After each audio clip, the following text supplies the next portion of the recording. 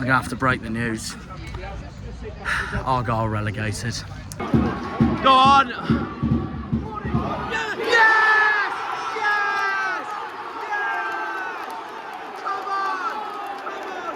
Look at the passion from this team!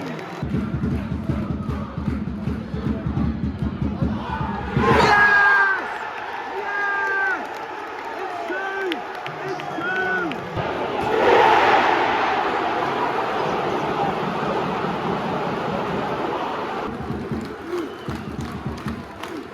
Thank God for that.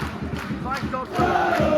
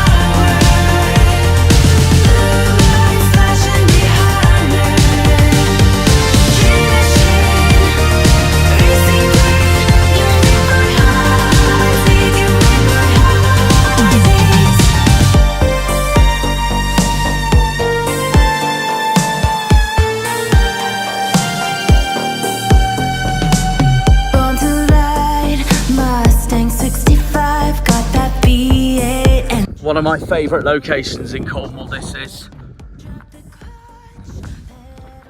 We're actually in a tin mine. Wheel coats. Well, wheel coats near St Agnes to wrap off a long season.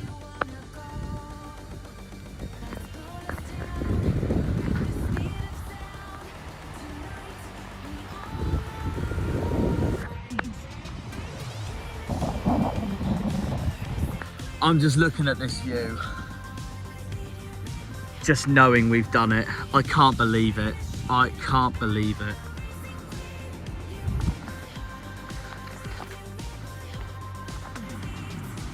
yeah, I still will not shut up about Truro's promotion, but yeah, we'll go on to that in a minute. In the meantime, yo, how's it going, guys? Welcome back to another video on the channel. Now, I will be honest, there is one location I am devastated I have not had time to do this season to cover a video. I should have done it when I went to the Lizard while I was doing my outro for West Brom at home when we won 2-1. And that location is Helston. My plan was to save it for the end of this season at least, because it's Flora Day next week. Flora Day is always at the start of May, which, to put it bluntly, is Helston's National Day. So it would make sense if I did it at the end of the season, but I've saved it for here instead. I've gone to St Agnes instead because, well, we all know the obvious news surrounding my non-league club.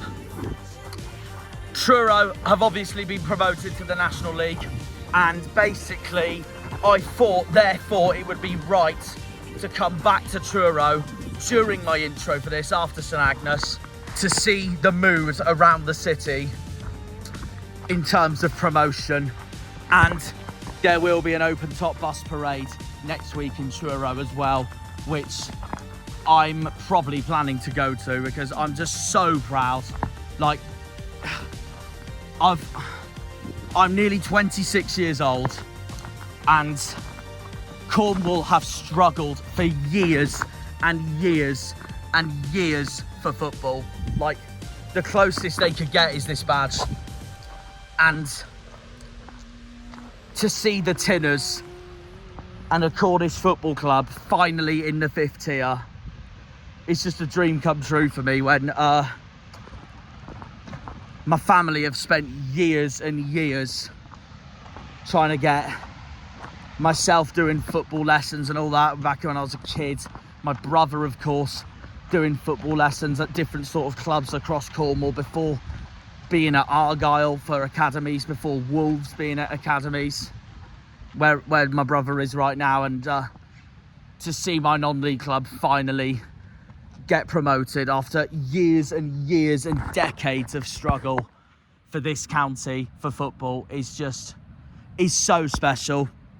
Is so special. And like, honestly, I could shed a tear right now. Like, we've finally done it. Truro have been promoted to the National League for the first time ever. The greatest day in the history of Cornish football has come true. And what a way to come home by looking at one of my favourite landmarks in Cornwall to celebrate it. And we'll go on about Truro in a minute, but in the meantime, this is it. It's Argyle's final game of the season. Argyle's final game of the season at home against title-chasing Leeds United. I just want to point out, by the way, look at that view. Look at that view as the Celtic Sea crashes into the Cornish coastline here in St Agnes. Back that way is Redroof and Camborne. Over there is Portreath. Then over there, where that island is Gadreevy. Just behind Gadreevy over there is St Ives. And then all the way in the distance over there, that headland is Zedder. And then you go further out and you get back to Land's End, where I was last time for the Preston video. Not Land's End, Cape Cornwall. Similar location. The Isles of Scilly is so far out that way as well. Sorry about the focus. There we go. I wanted to do Helston this season. Sadly, I haven't had time. I wanted to do Padstow this season. I sadly haven't had time. I wanted to do Wadebridge this season, and I sadly haven't had time. They were the 3 I was going to do, and unfortunately I've left it too late. But it doesn't matter, because this is my 46th location of the season for my 46th video for Argyle for this season. And because Truro's been promoted, I thought it would be right to end my locations this season in Truro, just as where I started it as well, because my first location of the season for the Sheffield Wednesday away video in August was at Truro, because we, Truro, had our opening game of the season in the new stadium's very first game against Dorking Wanderers. And what an incredible story it is, because Truro have gone to the last game against St Albans at home, same new stadium, and have gone and won it, winning the league and promotion to the National League for the first time ever. And like I said, it's a dream come true for me, being a proud Cornishman. And yeah, like I said, it's huge. I want to see if I can get into this mine. It turns out I can. Wheel coats. Be less windy here as well, so might be better for sound. Anyways, sit down, shall we? As for Argyle, final game of the season, the last episode of the season, at home against Leeds United, who are coming into this match on the back of hammering Bristol City, who are playoff chasing, by the way, hammering Bristol City 4-0 at Ellen Road. And they know they win, it's in their hands, and they've won the championship this season. As for us, of course, we are touching distance from League One, sadly, after Luton's win over Coventry last week, while we put in a brilliant away win at Preston.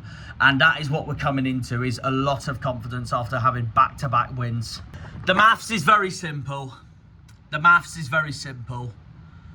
Argyle can stay up for another season in the championship if we beat Leeds by 15 goals to 0 and Luton lose at West Brom.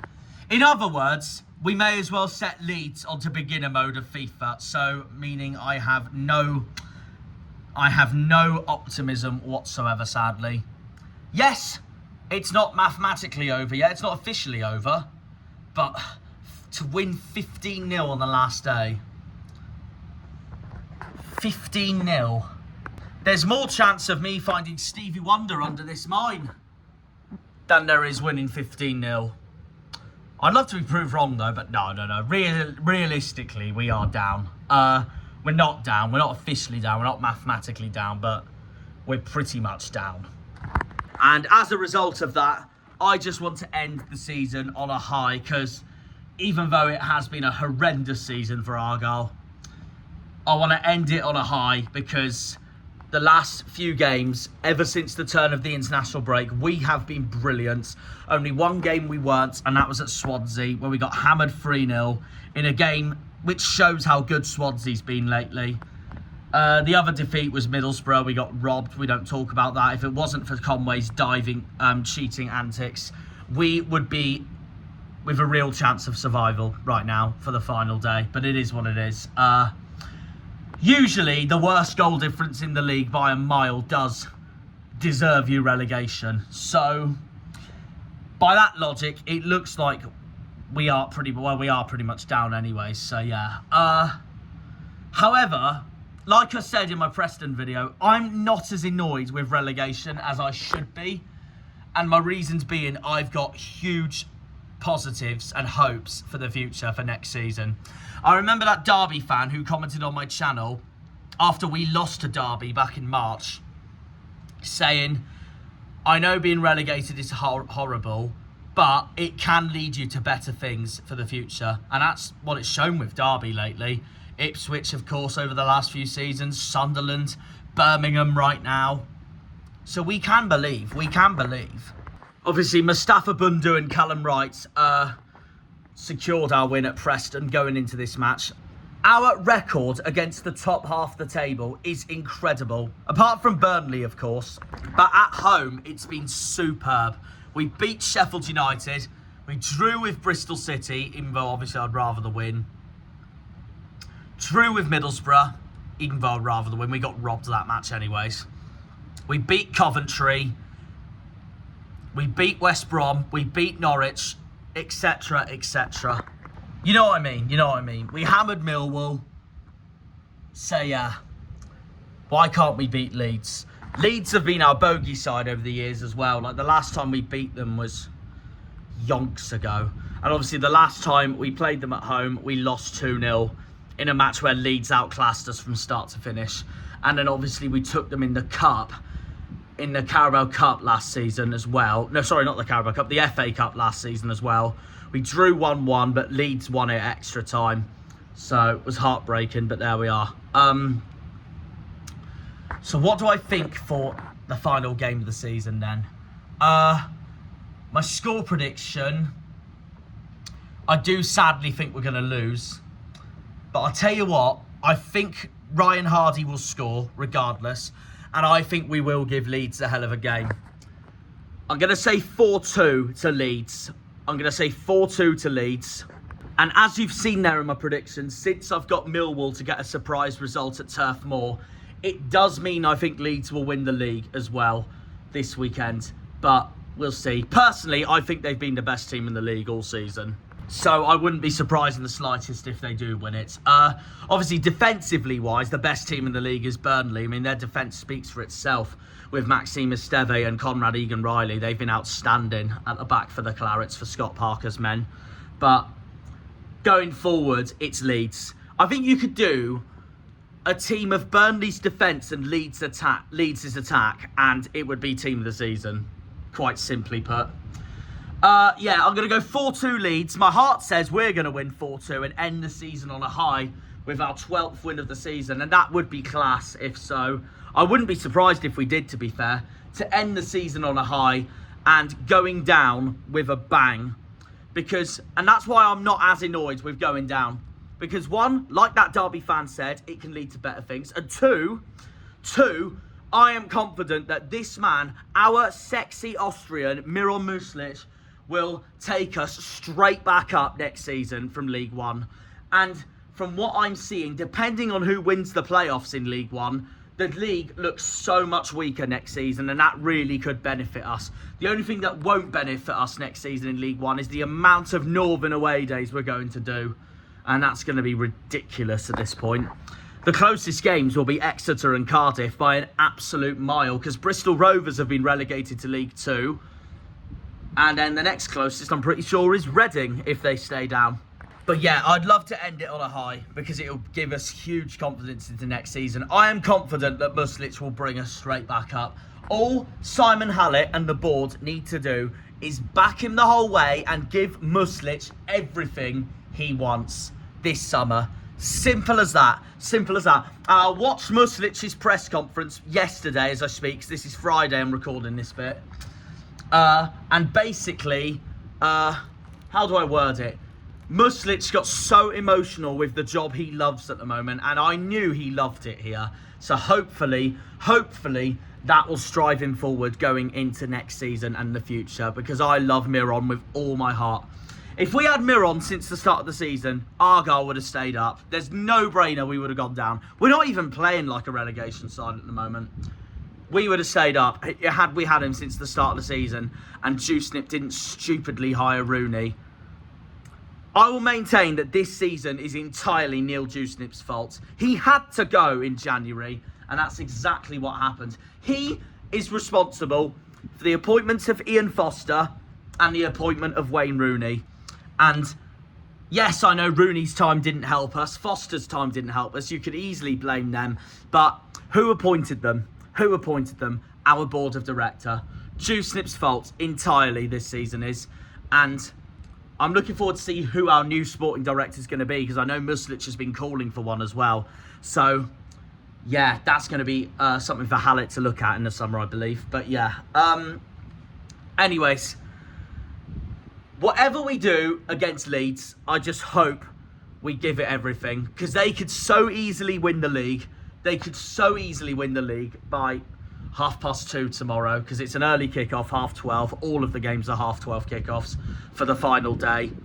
And I can't lie, I love final day of the season. Well, unless Argyle's genuinely got something to play for, because then it's stressful. Likewise with Truro, of course. But anyways, the final day is just so dramatic, and everyone plays at the same time and finishes at the same time. So then you know how the season's going to pan out. It's tradition, and it's tradition I like, to put it that way. So yeah, it's as simple as that. It's as simple as that. If Leeds do it though, and they win the league, I just hope one thing doesn't happen, which I'm sceptical Argyle will do. Hopefully I'm proved wrong. I bloody hope Argyle do not play on the speakers marching on together at full time if Leeds win the league. I'll be fuming. Genuinely, I will be fuming. It's not their ground, it's our ground. Simple as that. I'd be absolutely fuming. Yes, it'd be sportsmanship, I'd get that, but do it at Ellen Road when they get back. Do it at Ellen Road.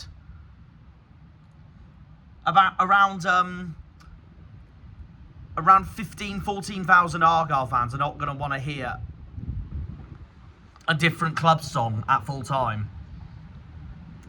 Because I remember when Argyle did it to Newcastle in 2010, and we got relegated that day as well. I'm going to have to start getting a move on because I've got to get back into Plymouth. Yeah, we got relegated that day against Newcastle. The same day, the Geordies won promotion back to the Premier League after a year back in the Championship.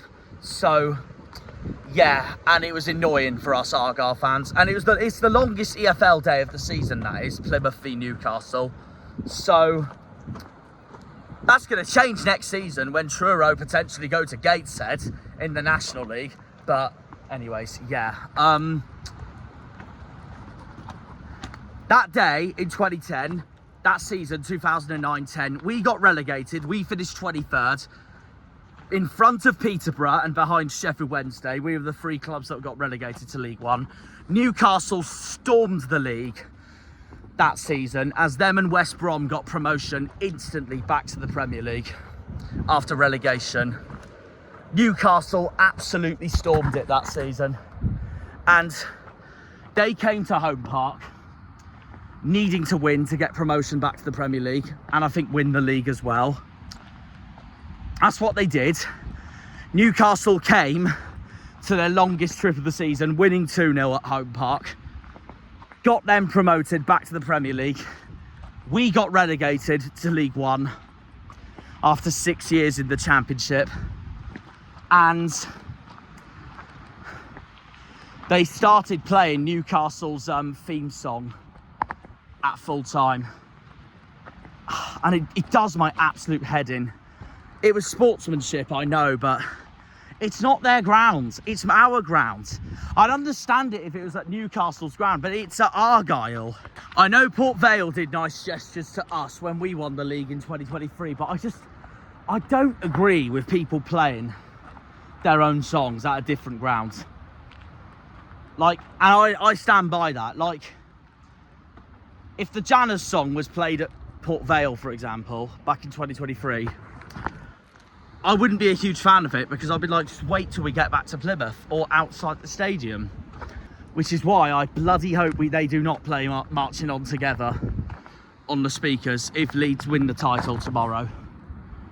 So, we will see. But, yeah. We'll see what happens. And it'll be a close eye on the table I'll be looking at as well, because there's still plenty of clubs whose season is not over yet, by any means. For the relegation battle, Cardiff are already down, as we all know. The relegation battle is between 5 clubs. Well, 6 clubs, if you include us, but realistically 5. Preston, Derby, Stoke, Luton and Hull. And obviously we just went to beat Preston as well. And I tell you what, they don't look this or that at all. They do not look this or that at all. And I could tell from their home fans' reaction when we beat them at Deepdale, they were fuming. They know they could very much be relegated. Preston go to Bristol City, Ashton Gate on the final day in a game where Bristol City themselves could secure playoffs, and that would be, it's in their hands. Luton go to the Hawthorns, to West Brom, who now have nothing to play for. West Brom's season is over officially, so Luton know they need to win at the Hawthorns, and that will keep Matt Bloomfield's side up. Hull travel to Pompey. Portsmouth have already stayed up.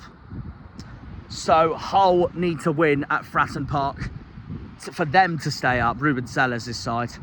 And Pompey have nothing to play for now, while Derby and Stoke have each other at Pride Park.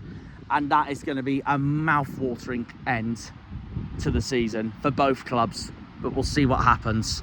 We'll see what happens. As for the playoff race, Bristol City have Preston at home. Coventry have Middlesbrough at home. Middlesbrough's season's not over yet. They could do it, but Middlesbrough would need to win, and for Bristol City and Millwall to both slip up to get playoffs. Millwall are at Burnley. On paper, Millwall have the hardest task, but I wouldn't underestimate them, because Millwall have more to fight for than Burnley do, and Millwall did beat Burnley earlier in the season. Like, Burnley have only lost twice this season, and one of those defeats was at the Den. So yeah, Millwall really could beat them. I wouldn't rule it out. I wouldn't rule it out. Yeah, I got to start getting back to Plymouth, and I am going to stop in Truro along the way, because of obvious reasons why. We'll see. We got an anticlimactic end to the championship coming up. We will see. We will see. We will see. I also got to get back to Plymouth soon, because it's Liam's birthday as I record this. So happy birth of a day to our very own Liam Martin. So yeah, hopefully I get him a birthday present by Argyle beating Leeds this weekend. We will see. We will see.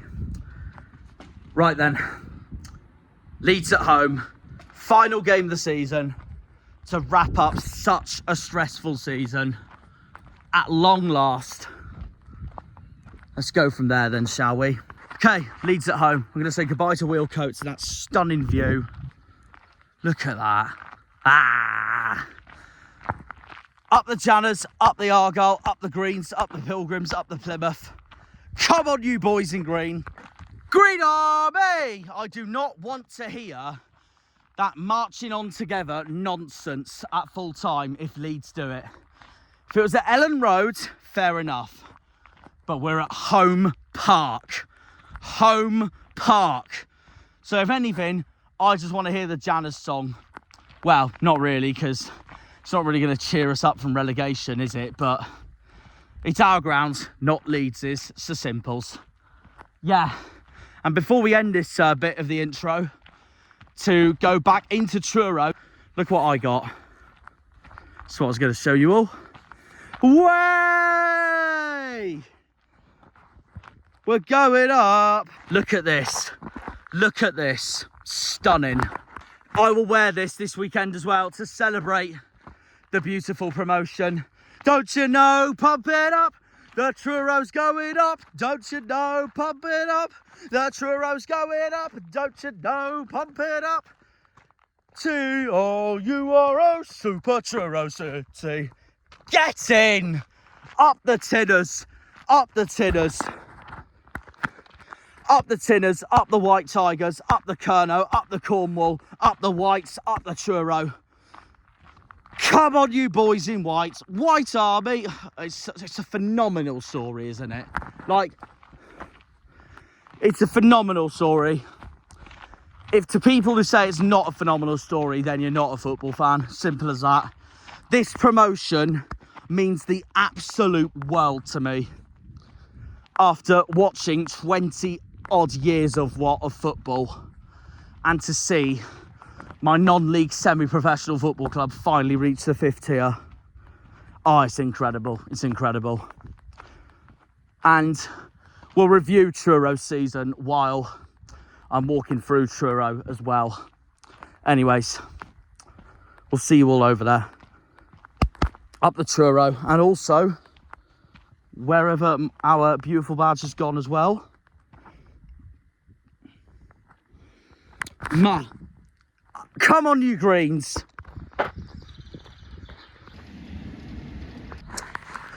While we're waiting to get into Truro, we've got the final pasty review of the season. Big shout out to Martinez in St Agnes. Sorry, hang on, bear with my camera. There we go. I'm on a bench while doing this. Anyways, a large this is, and this costed me a £5. Let's show you. Look at that. Anyways, the final one of the season. The final pasty review of the season, I guess. So let's go and enjoy it.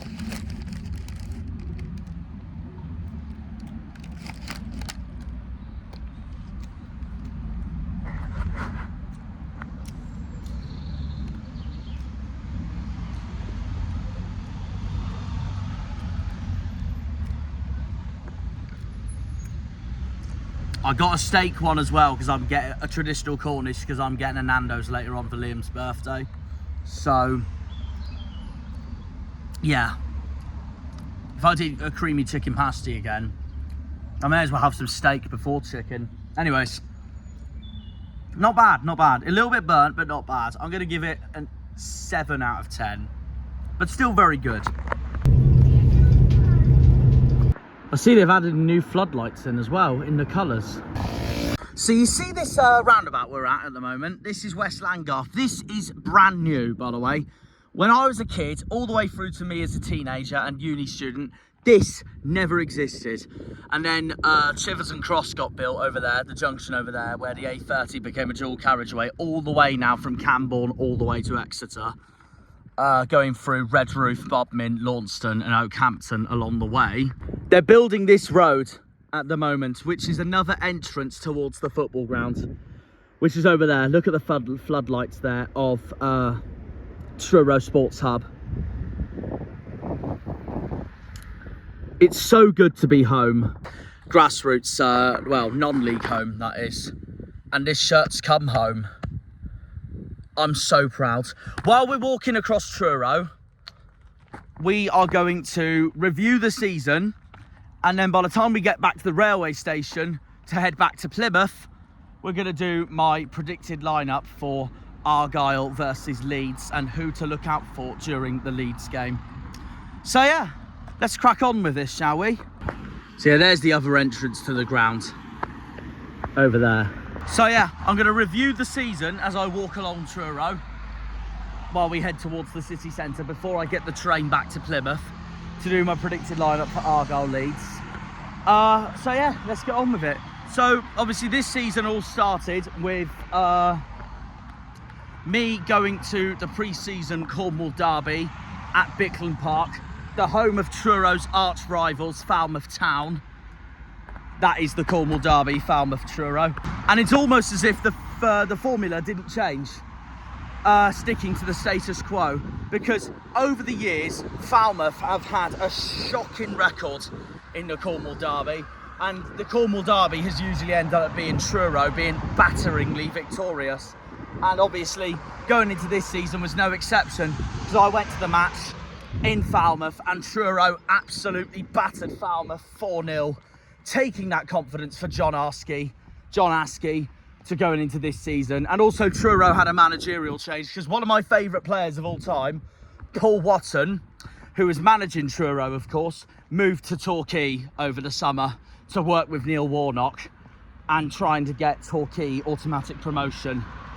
So we had to see what John Askey had to do going into this season. I know he's had his time before at York and Hartlepool, and that's what I thought going into this season. What could he do for Truro? And after a year of, well, been playing at Parkway quite a lot, but then Truro's been ground sharing with the likes of Torquay, Taunton, Gloucester. Like, it's mental for a home game. You can make a documentary about it. It's why I don't want Premier League managers to complain about fixture congestion ever again, considering what Truro's had to go through. But finally, this season, the new stadium, Truro Sports Hub, had been built. A new home for Cornish football, not having to worry about Truro Road ever again. And yeah, it was built, and a historic day for football, with the competitive first game at home for Truro's opening day of the season that Liam and I went to against none other than one of the favourites of the season, Dorking Wanderers and Mark White. Unfortunately, we lost our opening match 2-1, as you remember. Liam and I were there. Dorking, I thought, were the better side, I can't lie, but we gave it everything in our first game of the season at our new home. It's also no surprise, considering Dorking ended the season first in away form in the away table. And I look back at that result to realise it was a pain first game though, as well though, because it couldn't get any harder for Truro, because our second game of the season and our first away day of the season was at none other than who I thought would win the league this season, Maidstone. And we went up We went to Kent and won.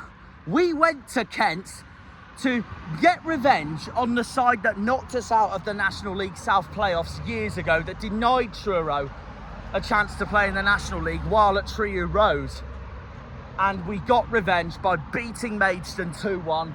And I look back at that going, an incredible away win. It was Maidstone's never an easy place to go to. It is an incredible away win for Truro. See what I mean? Like well, Maidstone and Dorking were my top two in my start of the season National League South predictions. And we lost to one of them, unluckily, because it was close when we lost to Dorking. But we then go on and beat Maidstone in Maidstone's own backyard, which is mental. And that was the confidence that Askey and the boys absolutely needed after the Dorking game. Then came to round 3, which was our second away day of the season, away at Salisbury in Wiltshire. Another former National League club, Salisbury are. And they just got promoted from the Southern League. And we drew 1-1. So a solid point, but we knew, and this is where I remind Truro very much of Argyle, because of that point at Salisbury, we knew we needed to win the home games to have a chance of doing better than where I predicted us at the start of the season, which was 8th. Round 4 was a must win as well, because it was against Enfield at home, who were one of the favourites to go down. And we beat Enfield 3-1. It was a brilliant result. And huge confidence going into the next game, another home game, and who ended up being a promotion rival over the course of the season. Worthing came down to Cornwall for round 5. And speaking of 5, that is exactly what we did. Truro battered Worthing 5-0, a massive home win for us Tinners, and it pretty much confirmed us right near the top of the tree at the start of the season.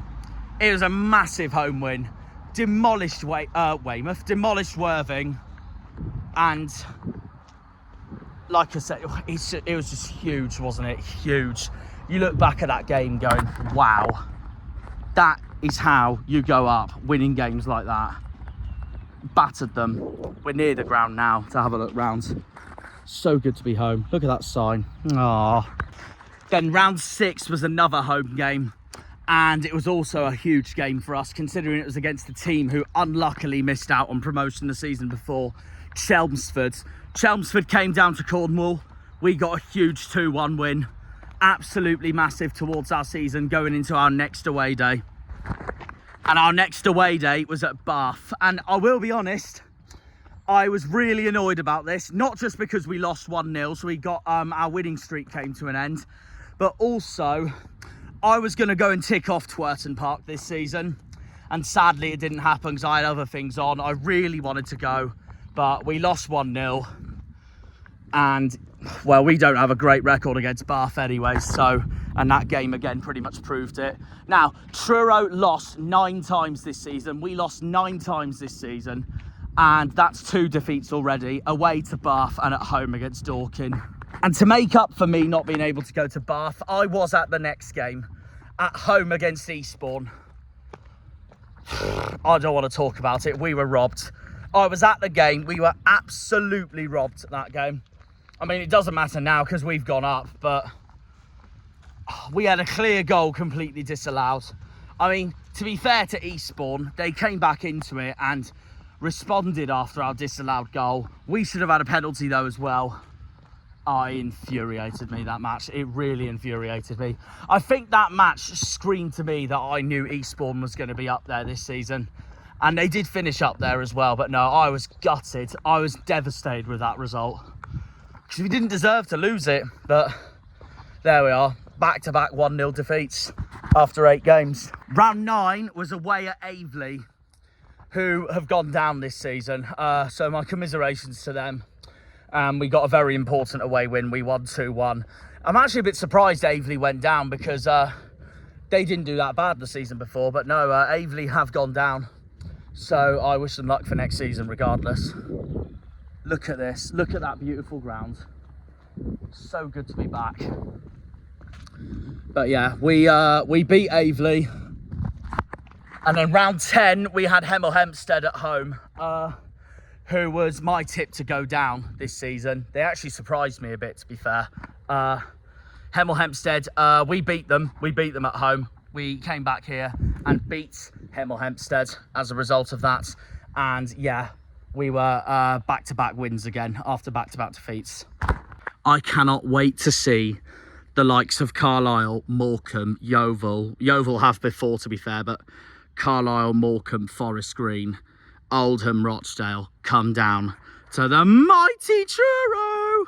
Round 11 was another home game, and it was at home against Hampton and Richmond Borough, who I've seen before with Torquay as a neutral when I went with Harvey England. And we demolished Hampton and Richmond Borough 3-0. So bringing the home form back to life, basically, that win was.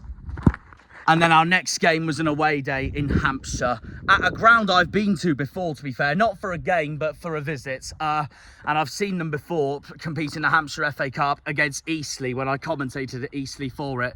We were away to Farnborough, and I had Farnborough to do well this season. So I'm a bit surprised how it's ended for them, I'll be honest.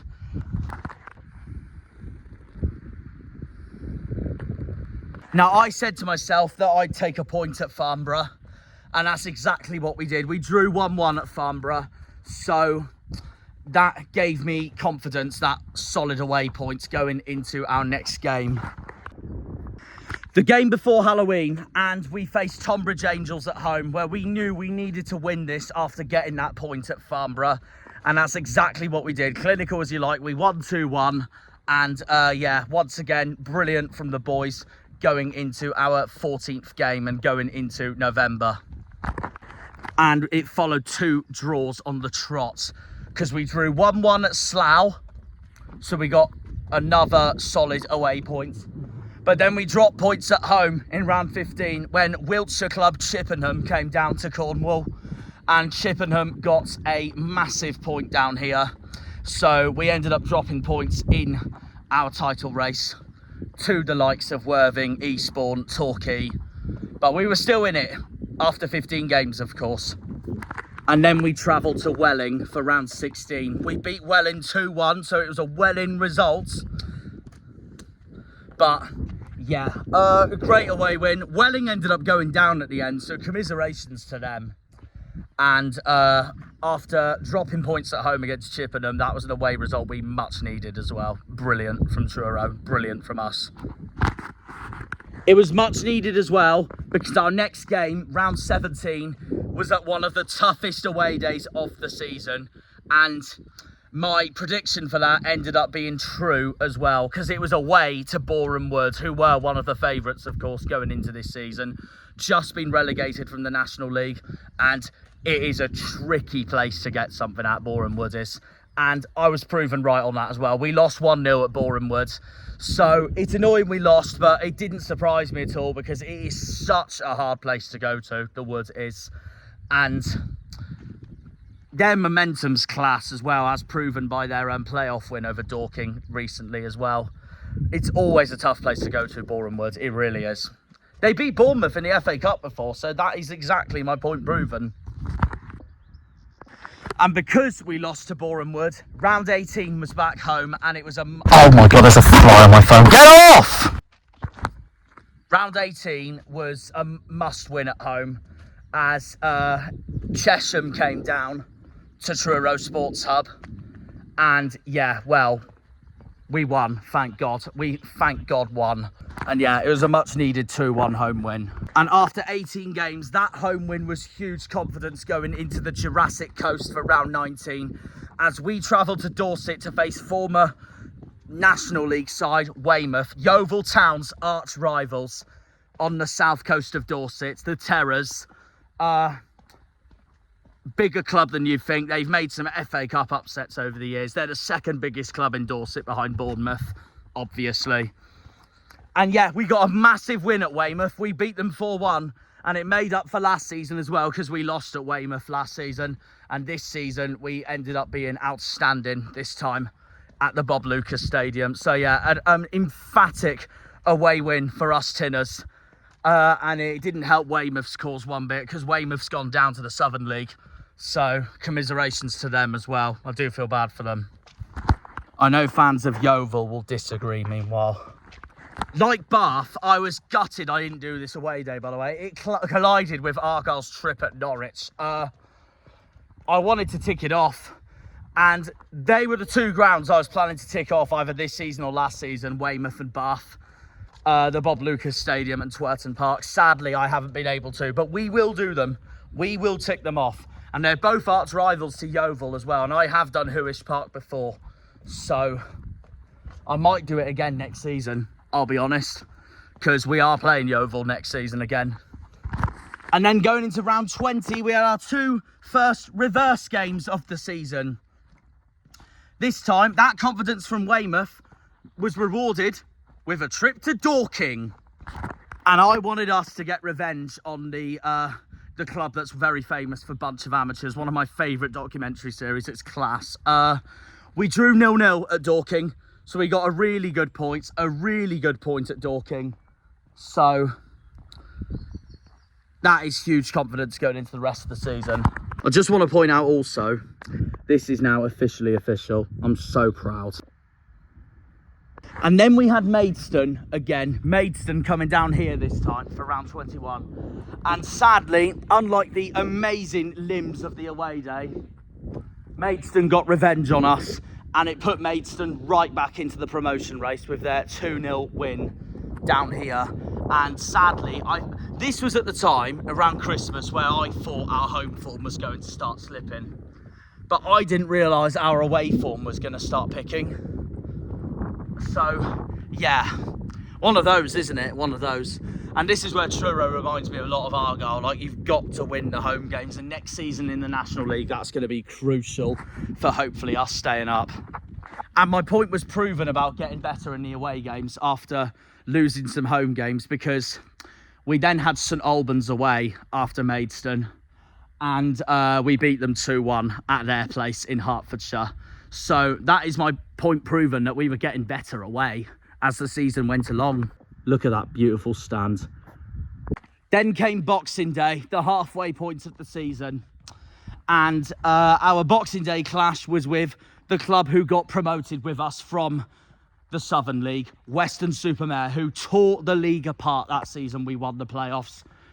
And it's a bit of an annoying result looking back into it, because Weston-super-Mare got a huge point down here in Cornwall for their trip from Somerset, and they took a vital points from Cornwall back up the M5 to near Bristol. So I'd say a drop points game there for us, but we soldier on after Weston-super-Mare at home, because after Weston-super-Mare, all we had left was the football club we hadn't played all season yet, and without a doubt our biggest game of the season. Our biggest game of the season for the Cornwall Devon derby. The one club we hadn't faced all season. We had the Cornwall Devon derby at Plainmoor at Torquay coming up. On New Year's Day, the same day Argyle had Bristol City in the Championship for the West Country derby. So two derbies took place in one go on New Year's Day. And we continued our dreadful record against Torquay in general. Obviously, me and Liam and Alex went to the earlier game in the cup competition in November, where I went to Plainmoor for Truro, and we got robbed again because we had a clear goal disallowed. And we got knocked out of the competition as a result of that, because Torquay got a winner at the end. And Torquay won that match 1-0. And then they won this match 1-0 as well. I think that's the only downside of this season, is despite being an amazing season, we still cannot beat Torquay. We are allergic to playing Torquay United Football Club. And yeah, Torquay won 1-0 again. And it was obviously all I wanted. I would have taken a point at Plainmoor. I would have taken a point back in Plainmoor. And it didn't happen. We lost 1-0. Torquay continued their outstanding record over us. It was New Year's Day, this was as well. So this was where I started to realise that Torquay could have won the league. This was where I thought Torquay were going to win it from this point onwards. But more twists and tables happened, of course, during the course of the season as well. But yeah, we lost 1-0 to Torquay. Again. Oh, last but one, actually. The other club we hadn't faced was Hornchurch. And we had Hornchurch at home for round 25. And we got a comfortable, well, not comfortable, but we beat them 2-1. So, clinical. Back to winning ways here after the disappointment of some home games lately. And also the disappointment of losing on the Devon Riviera just before that. So yeah, and Hornchurch just got promoted, so I didn't want to underestimate them in that perspective either. A big win at home because we faced that dreading away day at Eastbourne, which was one of our biggest games of the season for the promotion race for round 26 in January. And we got a brilliant 0-0. We got a brilliant 0-0. And I'll take the point considering what Eastbourne did to us earlier in the season at home, which was an absolute robbery, as we all knew. Then came round 27, Aveley at home, a must win, and that's exactly what we got, a 2-1 home win. Up the Tinners. But then we suffered one of our worst performances of the season and one of our worst results of the season. Round 28, we travelled to Hertfordshire to face Hemel Hempstead, and it was a game where Hemel Hempstead basically reminded us why they couldn't be underestimated, and we lost 3-0 and they absolutely battered us. Hemel Hempstead, of course, finished mid-table at the end of the season, but no, that game will be a low point for us. We were shocking that day. So the less said about it, the better. We knew we had to bounce back from that, and we didn't, because Bath came to Truro next, and Bath got a point down here, continuing our disappointing record against Bath over the years. Bath got a point here, 0-0, and they'll be chuffed because Bath can go and have a bath by taking 4 points off us. Thankfully, we bounced back with a trip to London at Hampton and Richmond Borough, and we beat them 3-1. Much needed after the disaster at Hemel in our previous away game. But the next game was again proof on why the home form was starting to dry up, because we had Farnborough and it was 1-1. Farnborough got a point down in Cornwall. Not good enough, we move on. But away, we were getting better as we ended up scoring a crucial 1-0 away win at Tonbridge Angels. So going into round 33, things didn't look too bad after all, but this is where I started to know that we were battling for the whole rest of the season at this rate, with Torquay, Maidstone, Dorking, Eastbourne, Worthing, Boreham Wood. Then followed 2 home games, both must-wins. One just got what we needed when we beat Slough 2-0. The first one went as planned. The second one didn't go as planned, and we bottled it. We were against Weymouth, who travelled down to Cornwall, and we were 1-0 up for most of the game. Weymouth got a late equaliser, and that put a huge dent into our promotion chances going into our next away game. And our next away game was at Chesham. Thankfully, we battered Chesham 4-1. So we pretty much got rid of the Weymouth disappointment almost instantly. In fact, it was this run here where I really thought we could get promoted, because we went 4 wins on the spin from this point after beating Chesham at their place in Buckinghamshire. Because then we had a massive game against Boreham Wood, who obviously, Boreham Wood at their place is one of the hardest places to go to.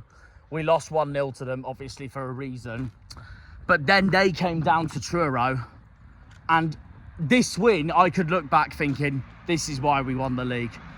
This was a massive win. We beat Boreham Wood 2-1, and this was, Boreham Wood were of course in form at the time as well, and it put a massive dent into their promotion hopes and a massive boost into ours. It was a massive home win. But coincidentally and ironically, in our next home game against relegation threatened Welling, Welling gave us a game more, I'd say more than Boreham Wood did, because we won 3-2, but Welling put 2 past us. So Yeah, it wasn't easy. But the good news is, the feel-good factor is, we got the job done against both of them.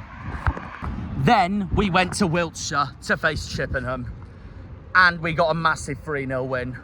And Chippenham's season was pretty much over at this point because they've been battling for mid-table for quite a bit. They weren't anywhere near the relegation fight, they weren't anywhere near the promotion fight. And this was a huge away win for us. Again, proof that our away form was getting better. Well, until the next game, that is. Because then we travelled to relegation-threatened Enfield. North London, the non-league Tottenham Hotspur, Enfield is. And we lost 3-2. It was this game where I thought we weren't going to do it. It was this game where I thought, oh, we tried, but it's over. We'll settle for playoffs. But I want autos. But that game at Enfield is literally proof that anything can happen. Anyone can beat anyone on their day. We knew in round 40, in our home game against fellow Wiltshire club, Salisbury, that we could not slip this up after the slip up at Enfield to get that first place.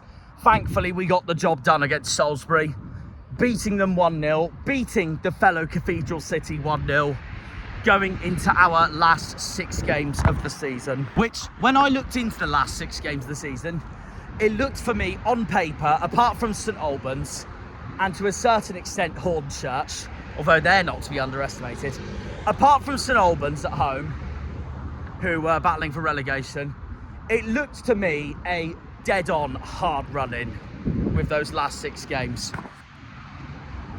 And our next game was proven why, because we drew 0-0 at Chelmsford in Essex. We got a solid point at Chelmsford, to be fair, so part of me feels I'll take it, considering what Chelmsford did last season. But that game is proof that this was going to be a hard run-in. Because then we had, league-wise, our biggest game of the season in West Sussex at Worthing. And Worthing were top of the league going into this game. So we knew we needed at least a point. We knew that if Worthing beat us, the hopes would be fading away.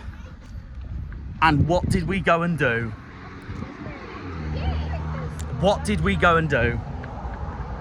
We beat Worthing 2-1. Massive. It was that game at Worthing where I thought, oh my God, we could do it.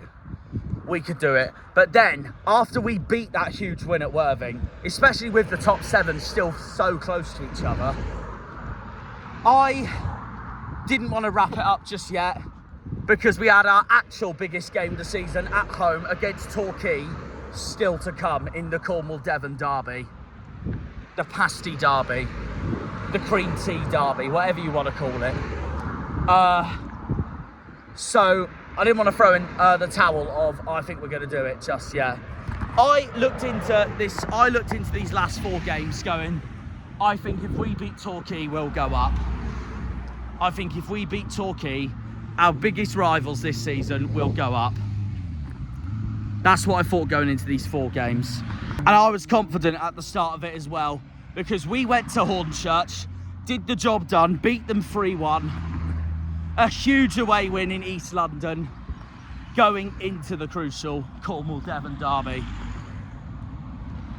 But unfortunately, the Cornwall Devon derby was the same old Cornwall Devon derby with no changes to the tradition whatsoever.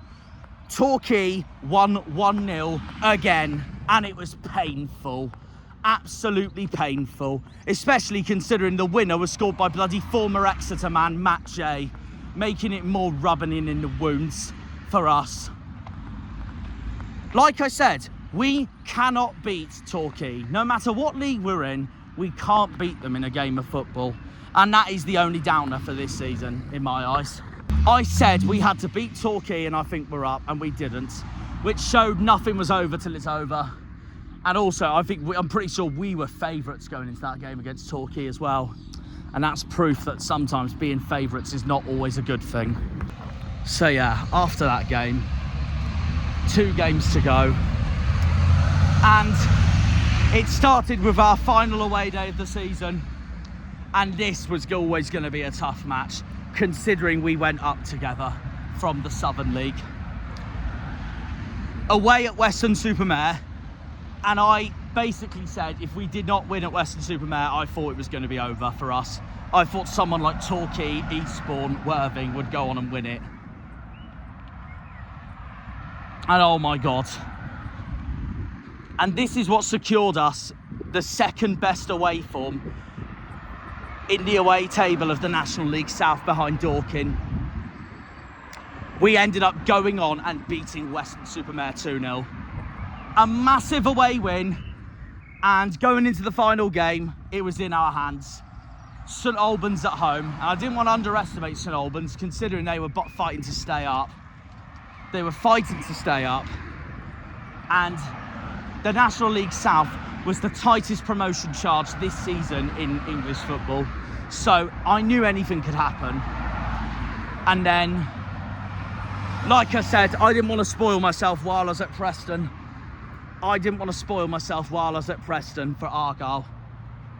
So, like I said, Liam and I walked out of Deepdale and I saw that we won 5-2. And that was it. We won the league, promotion to the National League. The greatest day in the history of Cornish football. Even greater that I saw that we went 3-0 up in like the space of 20 minutes as well. And you just look at that going, that's it, Truro are up, my version of the late and mighty Gordon Sparkses. That's it, Argyle are up when we beat QPR in 2004. A magical season for us Tinners. One I will never forget.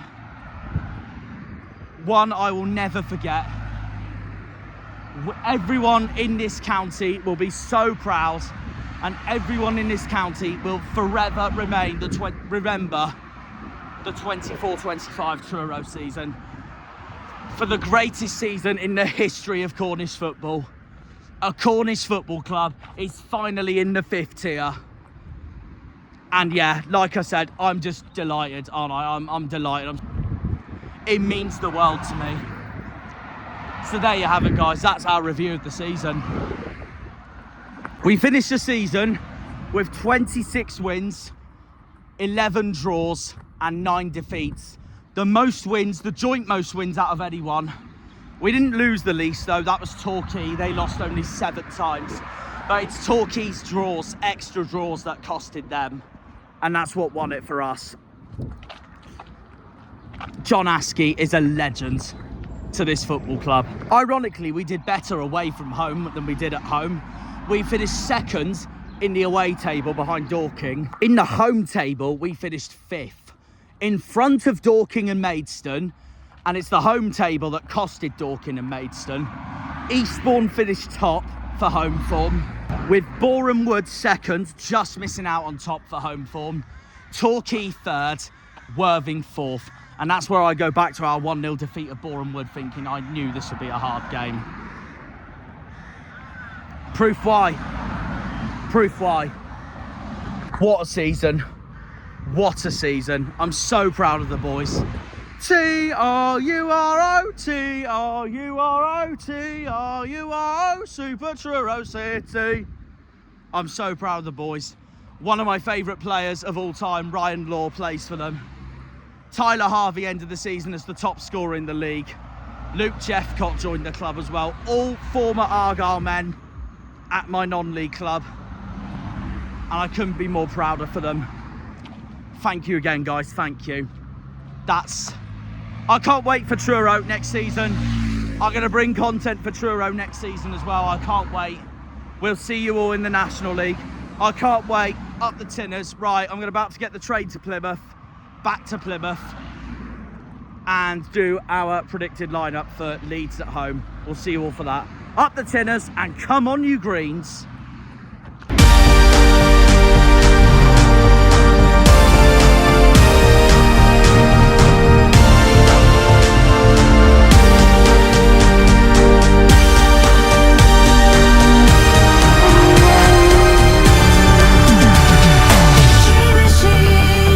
Racing queen, you make my heart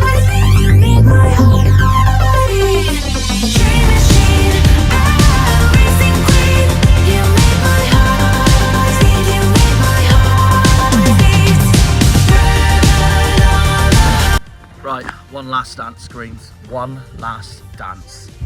My predicted lineup for the final game of our season. It's just easy, isn't it? When you've just won 2 wins on the bounce back to back, what's the point of changing the lineup?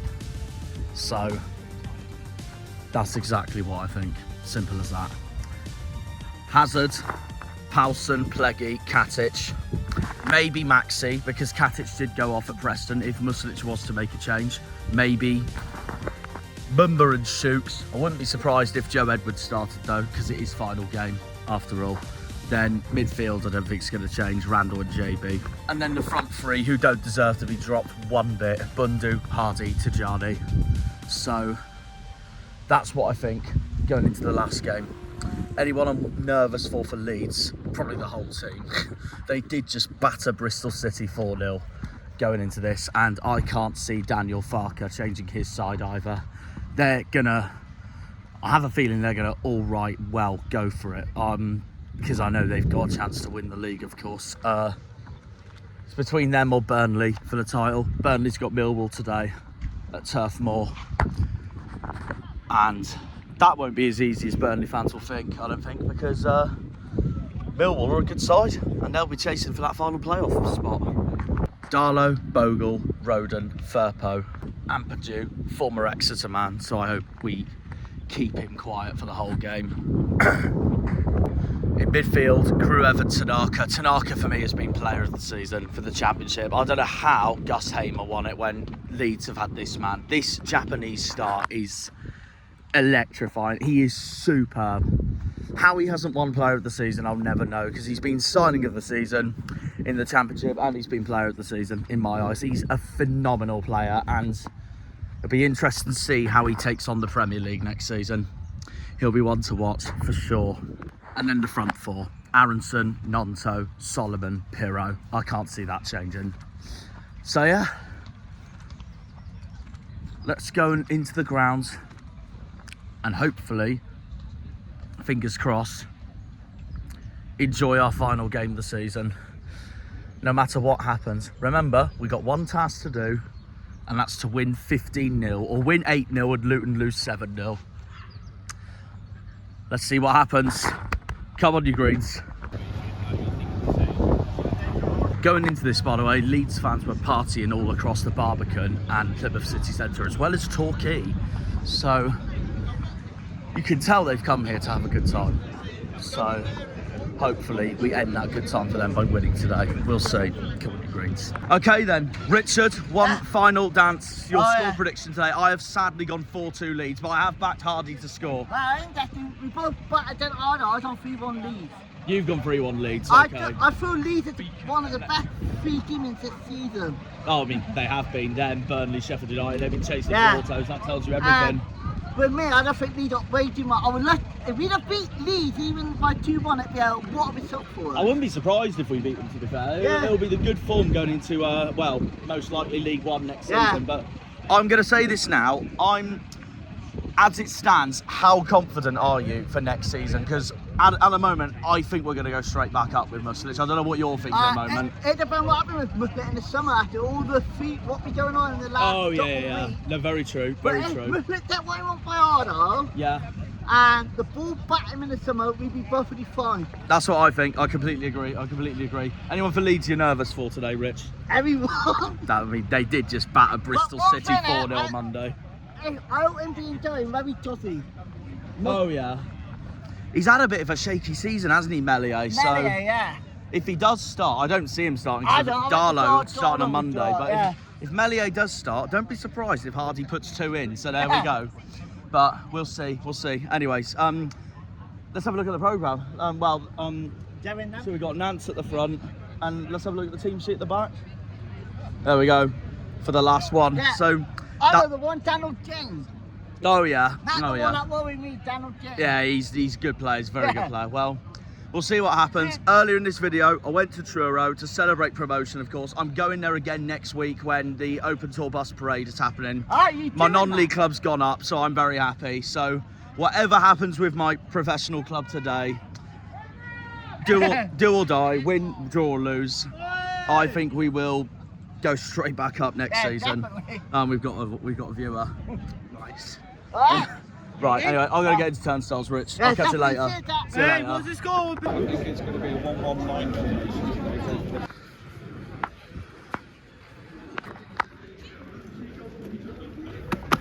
Come on, you Greens. One last dance. This is it. One last dance for this season.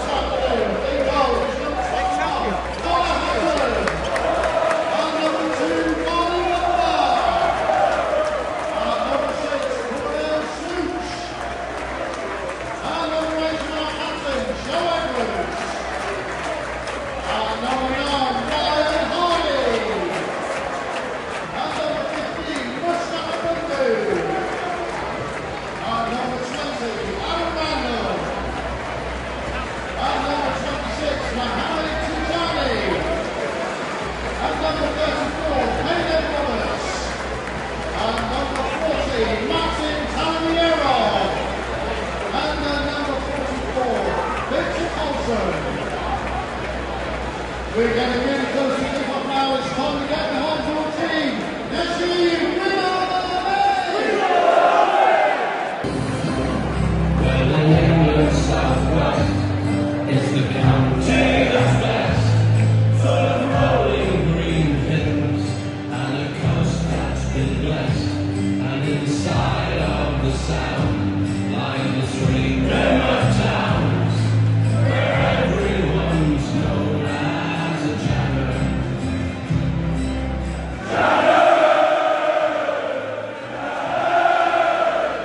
Down in Plymouth, we're all known as Janners. And our own football team, Plymouth Argyle, so big, are the finest, this beautiful county to see. Every day around their nationality, when they go on the wing, they're all Janners.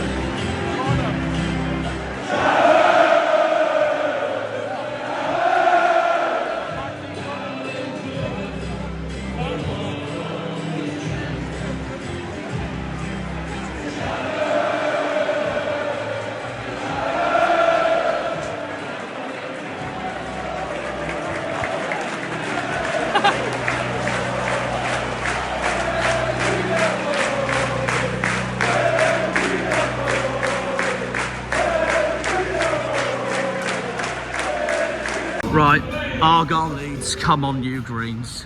The final day, everyone of the championship is kicked off now for a 12:30 kickoff. Come on you Greens. 7 minutes in, final game of the season, Argyle Leeds, come on you Greens. Finish the championship this season with a high. And there are the potential champions today. Leeds or Burnley, who will it be? Burnley's got Millwall right now at home. That's so unlucky. That's so unlucky.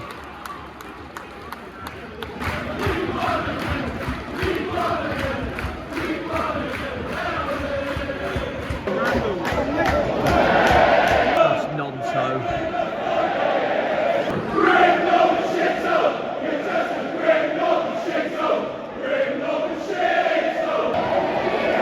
Gone!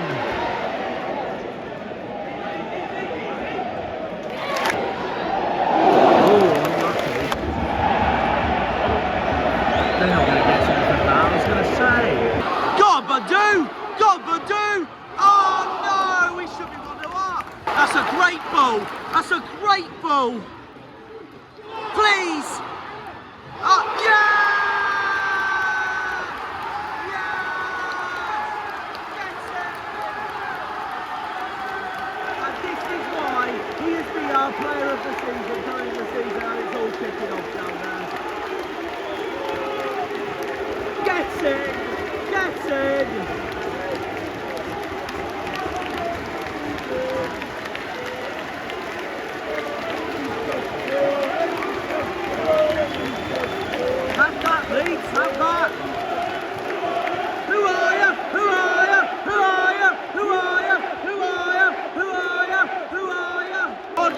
day out 1-0. On your big day out 1-0. On your big day out 1-0. On your big day out 1-0. Burden. Oh, Mustafa Burden. Oh, Mustafa Burden. It is their big day out. They took over the Barbican. They took over Torquay. To have that Leeds up the Bundu. We're coming for you, Exeter. We are coming for you. Quiet! Oh, gone quiet over there. Apart again. Leeds are falling apart again. 1-0 on your big day out 1-0. On your big day out 1-0.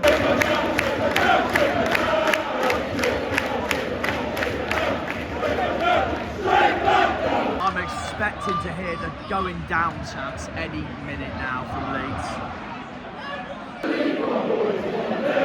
To the League One boys 1-0. And with the Burnley.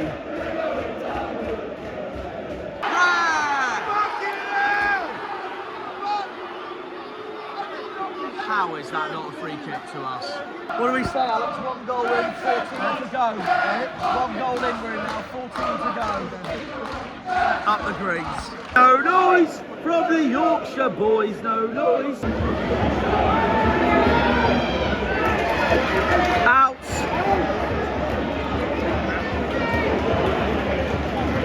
(1-1) at Burnley at the moment, meaning the title's going Scott Parker's way at the moment. They'll finish a point ahead of Leeds, as it stands, because we're beating Leeds at the moment.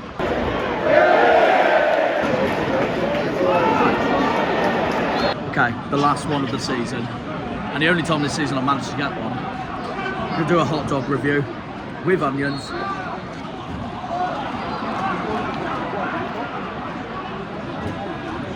You know what? Of everything I've had at this club, the hot dogs is the best. 10 out of 10. That's amazing. Of 2 minutes of added time. Oh, the announcer is here. I didn't hear him after our goal from Bundu.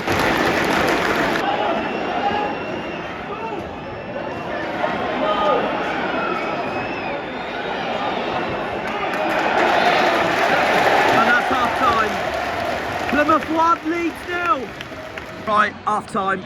Plymouth Argyle 1, Leeds United 0. 14 goals to go. Come on, you Greens. Yeah, keep the faith, keep the faith. Unfortunately, the championship does not work like that. The only way we can do that now is getting some hypnotiser badges, put them into Io Tanaka's body or Carl Darlow's body or Daniel James's or Nonto's. They switch off, we put 14-13 past them up the greens. Nah, but We don't put it on beginner mode on FIFA. literally. But I know we are going down. However, we're winning 1-0. We're ending on a high, and these guys over there, if I can get them, all that big day out down the Barbican and Torquay to hopefully get beats. Torquay's development. Yeah, I know, but they still went down there.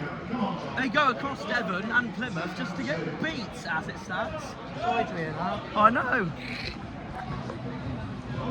Yeah, well, we are 1-0 up. We are 1-0 up. So, this is, hopefully, this is a warning.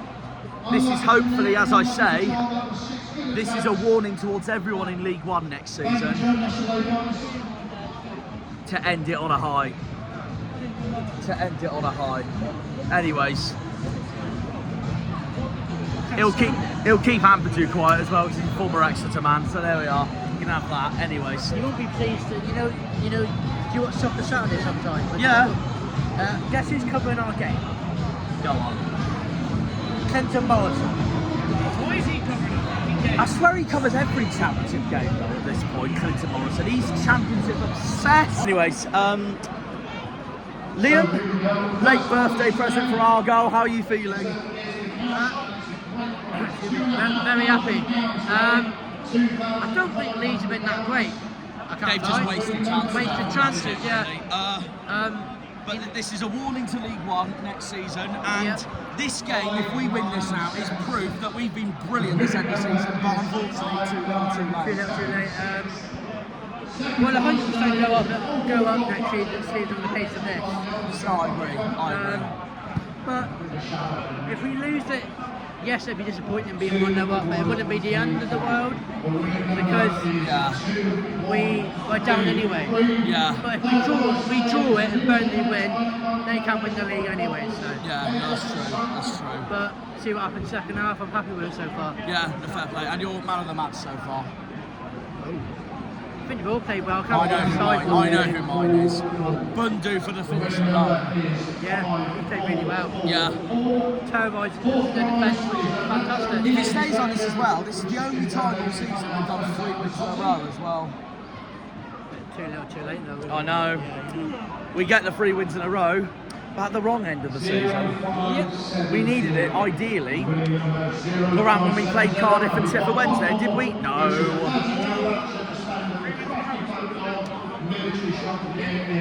That's the way I see it now.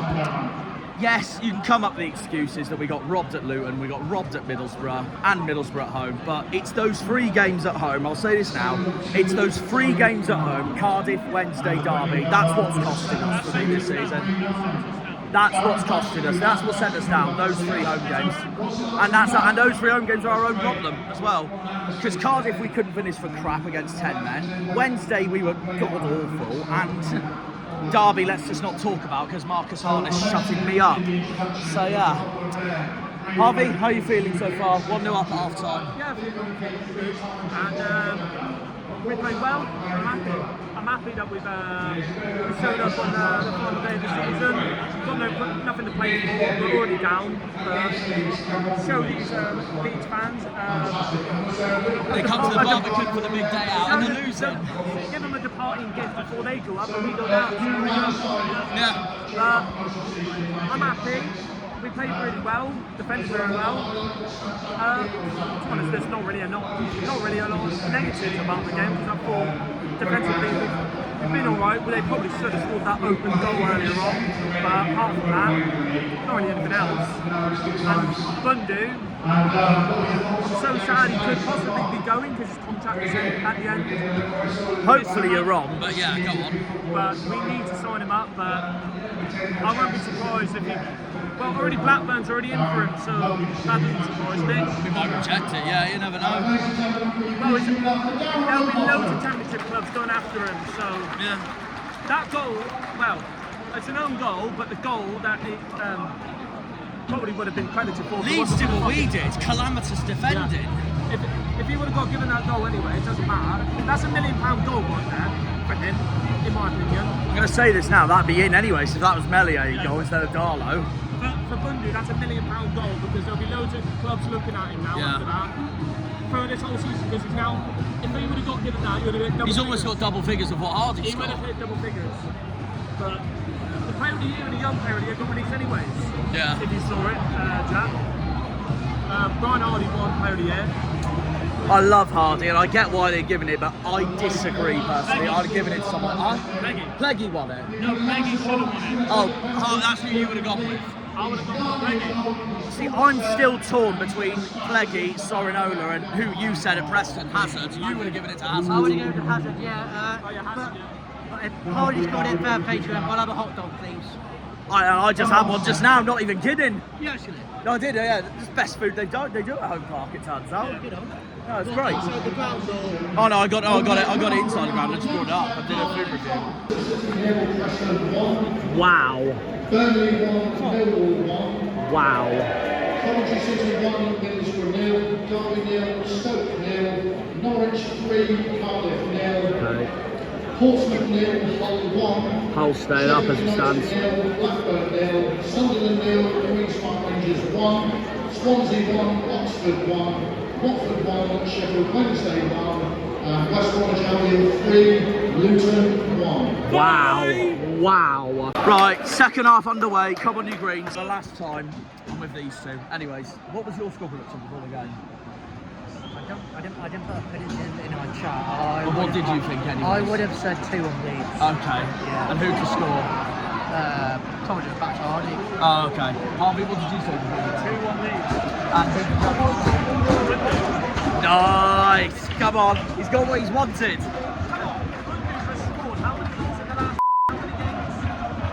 Tells you everything.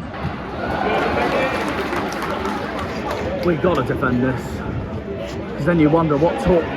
Out! Well done, Maxi. Out! Oh, God, they did well to keep that in as well.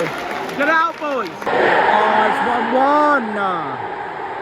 Nonto's found the leveller. Which means now they're winning the league as it stands.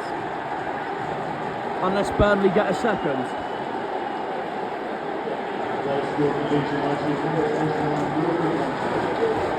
Leeds fan in the home end, that's what the chance were. I'm not surprised. It's Liverpool all over again. Wow, they've perked up, haven't they? God, but do!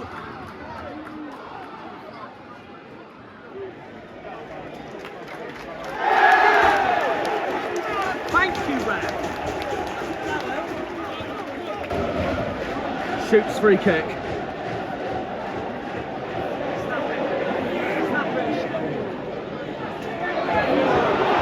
He's not giving an advantage to Leeds. Nonto tripped himself up.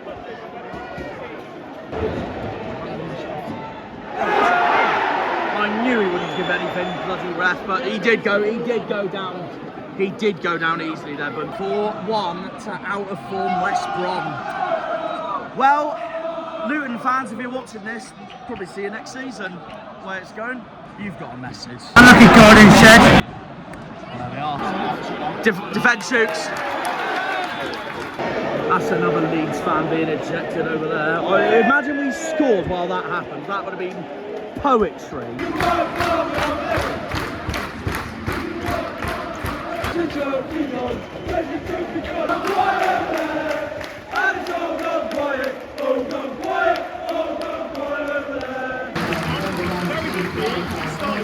Yeah, I agree.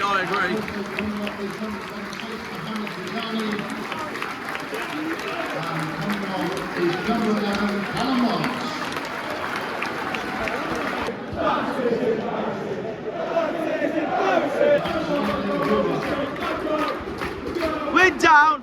Who gives a f? You'll beat the Scar Man straight back up.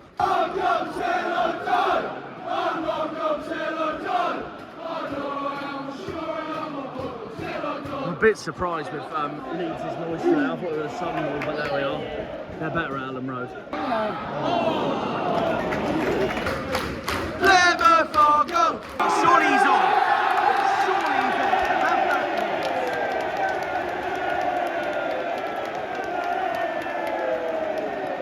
Isles off, anyways. Sit down, shut up. Sit down, shut up. Sit down, shut up.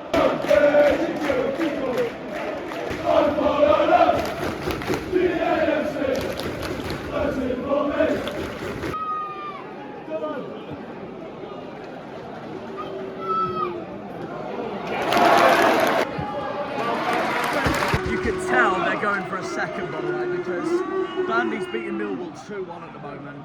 They know they need a goal to win the league.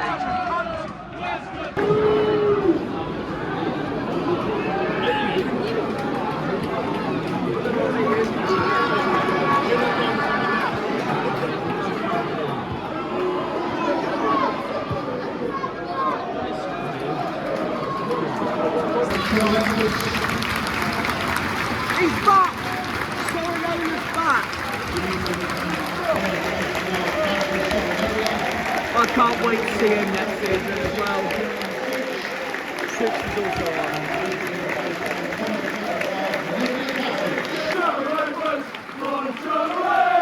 In my universe, there's 2 Joe Edwardses.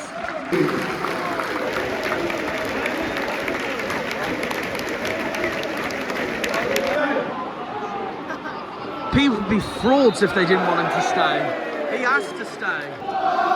Guile! Oh, Guile! Well, we won't be playing them next season, so yeah, they can have this. Go on, boys! Oh, too wide.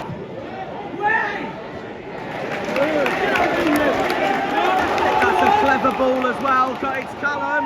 It's Callum. Oh! Right, how many added minutes, Liam? Why do I celebrate What's going on now? I can't ask them the added time in. That's a sub.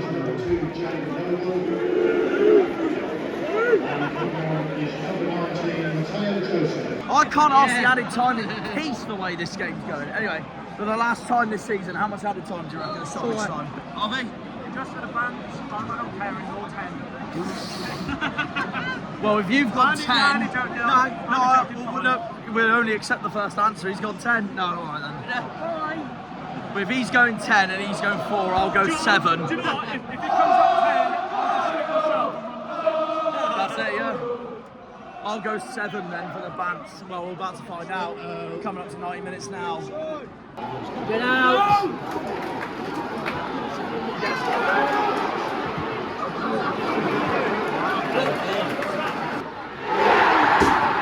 That's so unfortunate.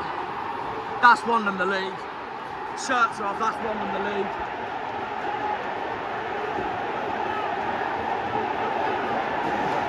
That's won Leeds the league.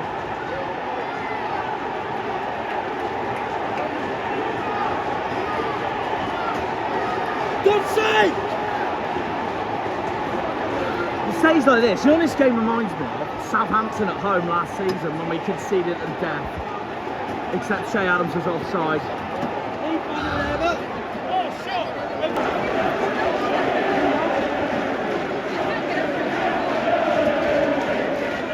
The flares out, everything.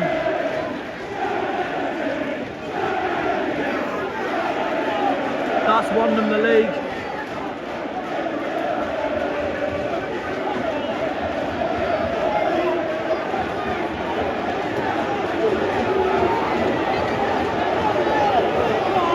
Going actually mad down there. Meanwhile, I think another Leeds fan entered the home end. Actually mental. Oh, it really is.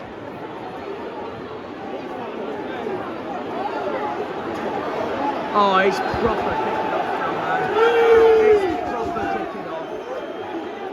Jesus Christ. Wow. Can't believe it. Oh my God, it was nearly 2-2. We've got a corner.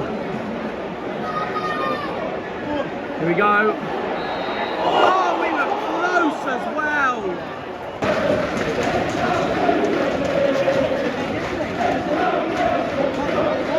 Oh, God, till I die. I know I am sure evermore till I die.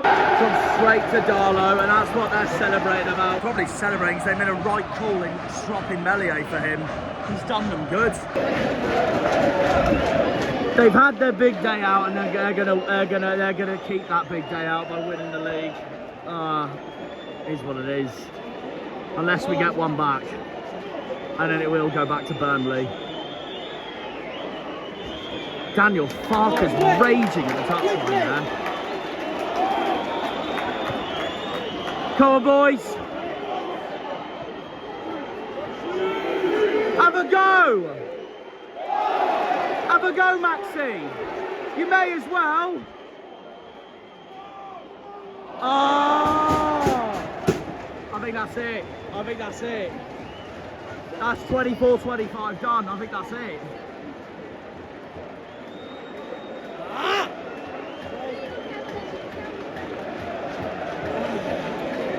They don't deserve the league either, to be honest with you.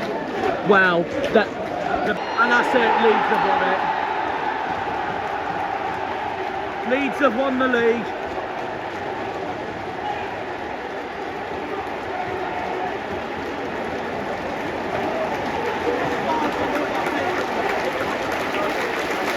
Leeds have won it.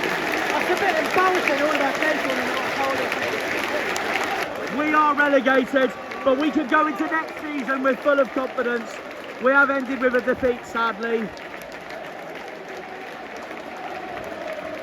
Cardiff lost at Norwich, meaning we do not finish last again. We finished the season 23rd. It's Newcastle 2010 all over again. I'm delighted to be joined by StuntPegg, one of my heroes in the football world. Obviously, you're a big Bolton fan. We're playing you next season. What are you thinking so far going into next season? Yeah, I mean, no. I mean, to be careful. You've got to be realistic, you know. It's really not an easy division. They lost 5 games in a row. Yeah. Out of the playoffs, but it'd be good to do the way they did. Yeah. So, have you enjoyed your time in Plymouth at least? I think the fans are deserving of it. Oh, that's brilliant. That's good to know. My heart's been up and down because Argyle's been relegated, but my non-league club Truro got promoted. I'm a Cornish Janner, I am, so yeah, I'll be there next season for a few games. I love them. And my non-league club being a Cornishman, so yeah. But yeah, what are you thinking for Bolton next season so far then? I think we just need to accept that we're financially, we're just not, we're not one of the stronger teams. Yeah, fair enough. You got a former manager, Shuey, as well. Yeah, good start. Are you liking him at the moment? I'm not sure yet. Okay. We'll see what his own players. Yeah. No, fair enough. And at the moment, what are you thinking for Argyle next season at the moment? If you had to pick. Thank you for coming on, Neve. Thank you. So it's lovely to hear from Neve, StuntPegg. She loved her time in Plymouth. In the meantime, these lot have won the league, so Liam and I were spot on from August. Oh dear. Liam, sadly though, mate, no birthday present from Argyle this year. Yeah, but I get an away or home game next season on my birthday. Yeah. So, to be honest, You got bowling and you got an own goal, and that was nearly a Bundu goal, which is the main thing. We may be going down, but hopefully the confidence we showed today is another boost for next season. I wasn't too worried on today's result. If we won for our birthday, late birthday, happy days, it's just the way we lost it. Yeah. You know? Reminded me of Southampton last season all over again.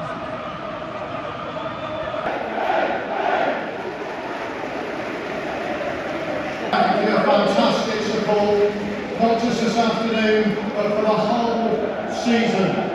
Home and away has been unbelievable. And to show their appreciation, That's also why I'm staying. Here they are.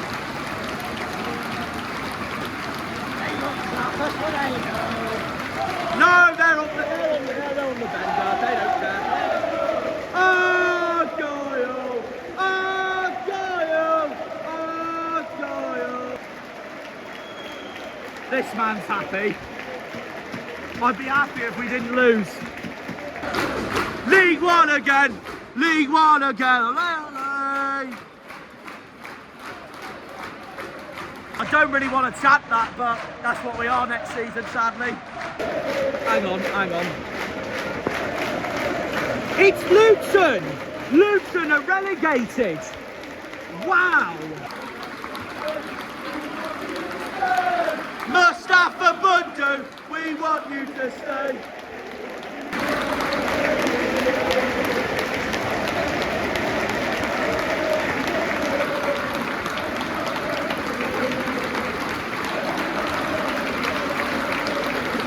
So there we are, another season wrapped up. We will be back in League One next season, which is painful, really painful, and it's ruined Hallett's original plan. But I am loving this team at the moment. I'm loving Mustics at the moment. We will be back. I'm telling you now, we will be back.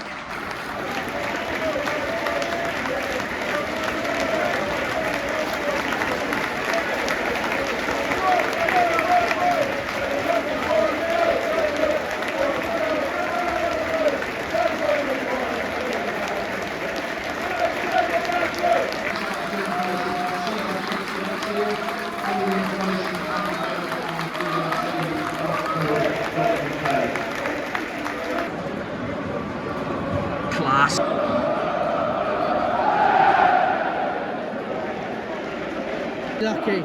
Hull are lucky.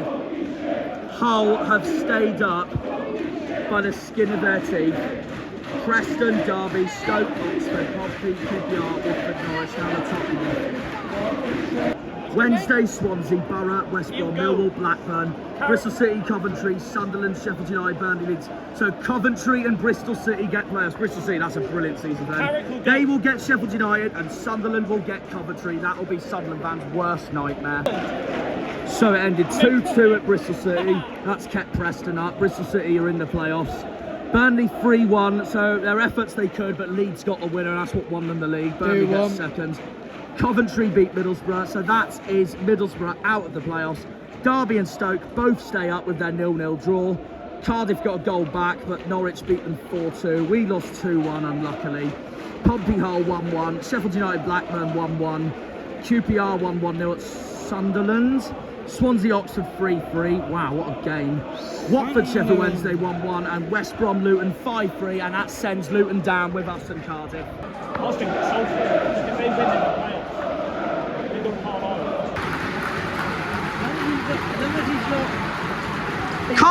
Can't we lift that trophy just for the Bants? League One all over again in 23.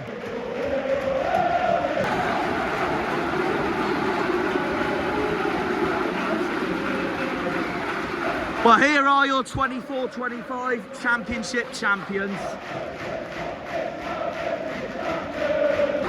They'll all go out on the Barbican tonight, just like last night.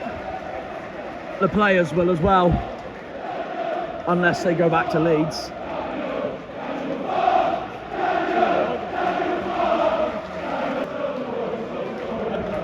Hate Leeds, but it's rare that the seniors win. Yeah, no, exactly.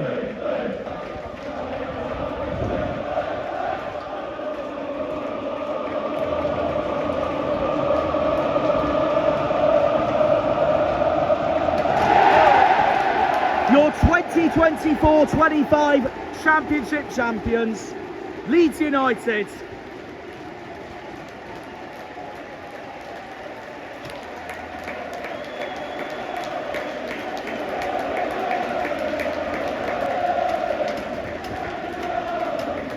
It's 2010 all over again, sadly, when Newcastle won the league and we went down, finishing 23rd. Same things happened today.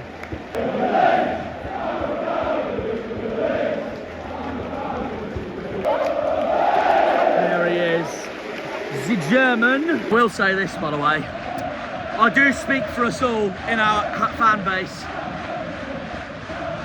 I'm glad the season's over. I'll say that now, I'm glad the season's over. Roll on August. Come on, boys. While they sing champions, I'm saying this. Here's my answer, Leeds fans. Going down, who gives a we'll beat the scum and we're straight back up. They didn't play the song, it's a miracle. Thank God for that.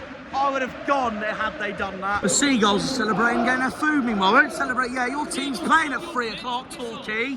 To be fair, I just want to say this for now. Leeds can celebrate all they want. It'll be me celebrating next Saturday when I'm off to Truro's parade. So have some of that. That's it, that's a...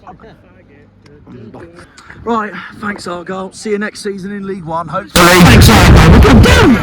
You know what I mean? Hopefully storm the league, that's all I care about. As I said though, Leeds can celebrate all they want right now, but I don't care because I'm celebrating next Saturday when I'm off to Truro's parade. In fact, let me get it out now. That's what will be there next week.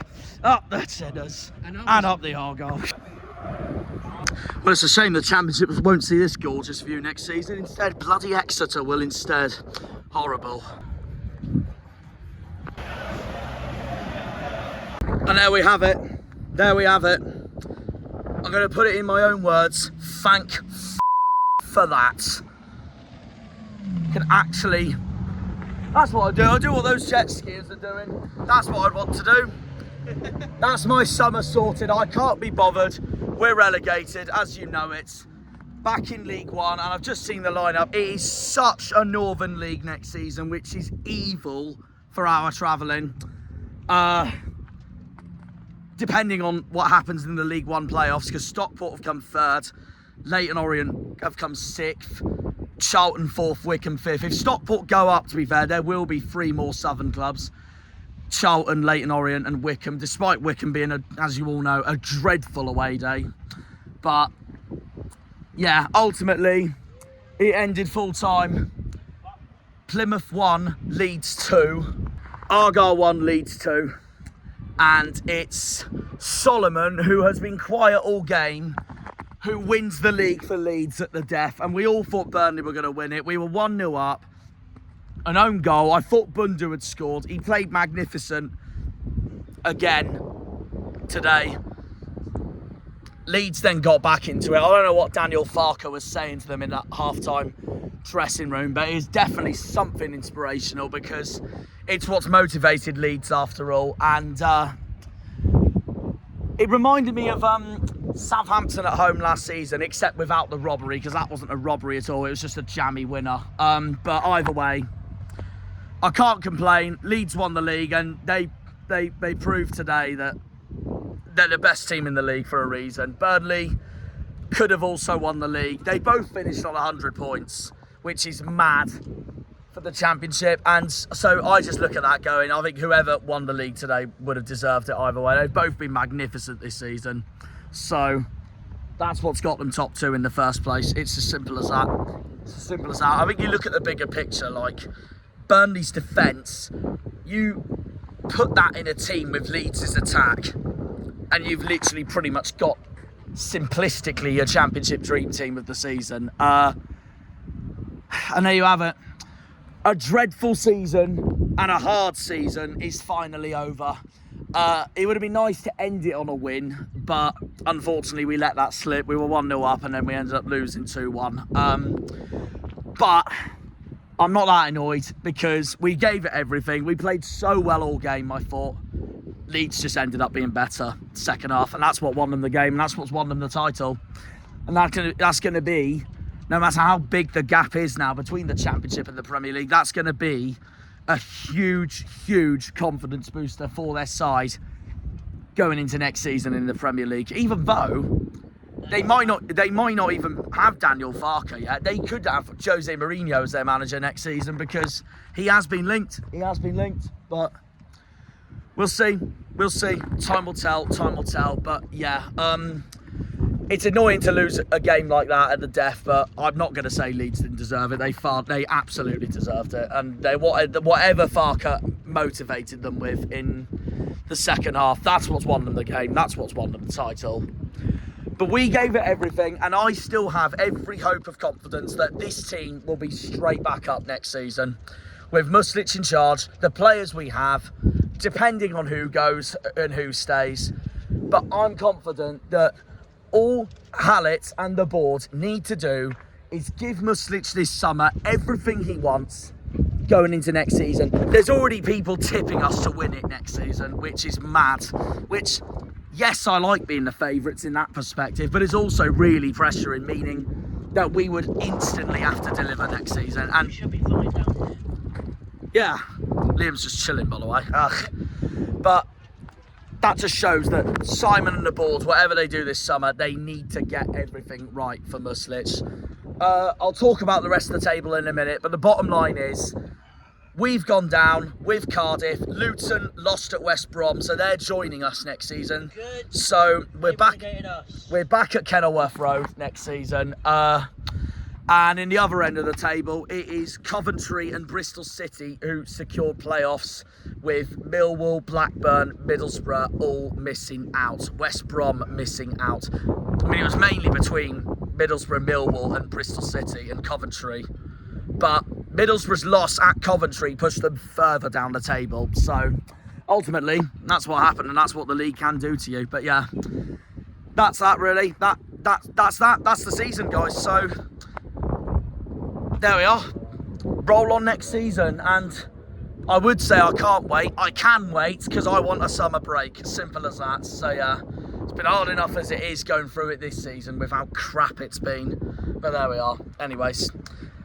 So, Liam, Harvey, what do you make of that then? We lose our last game of the season against Leeds. That's 22 defeats now this season, I'm afraid. One more than last season, which was 21. Yeah, it's just disappointing, but it is what it is, really. Yeah. Harvey, any thoughts after that? Exactly, it is what it is. It's basically kind of the same as last season, but a lot worse. Yeah. I think it's a 5-point difference from last season. We finished on 51 last season, yeah. Yeah, 5. It just shows how well we've done at the end of this season from the international break. Because where were we before that Watford game? We were on like 30-something points still, weren't we? Yeah, something like that. So that just shows the form we have been on. And like I said, he gets given everything he wants this summer. I'm confident we'll be straight back up next season, and I hope so too, because the lineup for League One is evil for us next season. Our only 2 closest games are Scum and Cardiff. Everywhere else is then after that is Reading and Luton, and then after that you go all the way to Stevenage and Northampton, and then Peterborough, and then you're in the North and the Midlands. So that's that really. So like I said, if Leyton Orient, Charlton and Wycombe all don't go up, then that's 3 more Southern clubs next season. But we'll see. I wouldn't mind Stockport staying down though, to be fair, because it's a ground I want to tick off. So that's that. But we'll see what happens. We'll see what happens. And also for our perspective next season, Doncaster, Port Vale and Bradford have all been promoted from League 2. So they will be 3 new grounds for us next season. So I should be seething my lungs off that we're relegated. But to be honest, I'm not, only because I think we will bounce straight back up. I'll be seething as if we fail next season. Simple as that. In a season we know we've got to deliver. And on paper, the league looks weaker next season as well, especially with the money spenders like Birmingham and Wrexham promoted to the Championship. We'll see. Before we close the end of this video though, we're going to do the review of the season because, well, that's it. We all know where everyone's finished now. And go from there, really. Oh, and speaking of the review of the season, that is one positive I'm happy with, by the way, today. We didn't finish bottom. Up the Janners, up the Argyle, up the Greens, up the Pilgrims, up the Plymouth.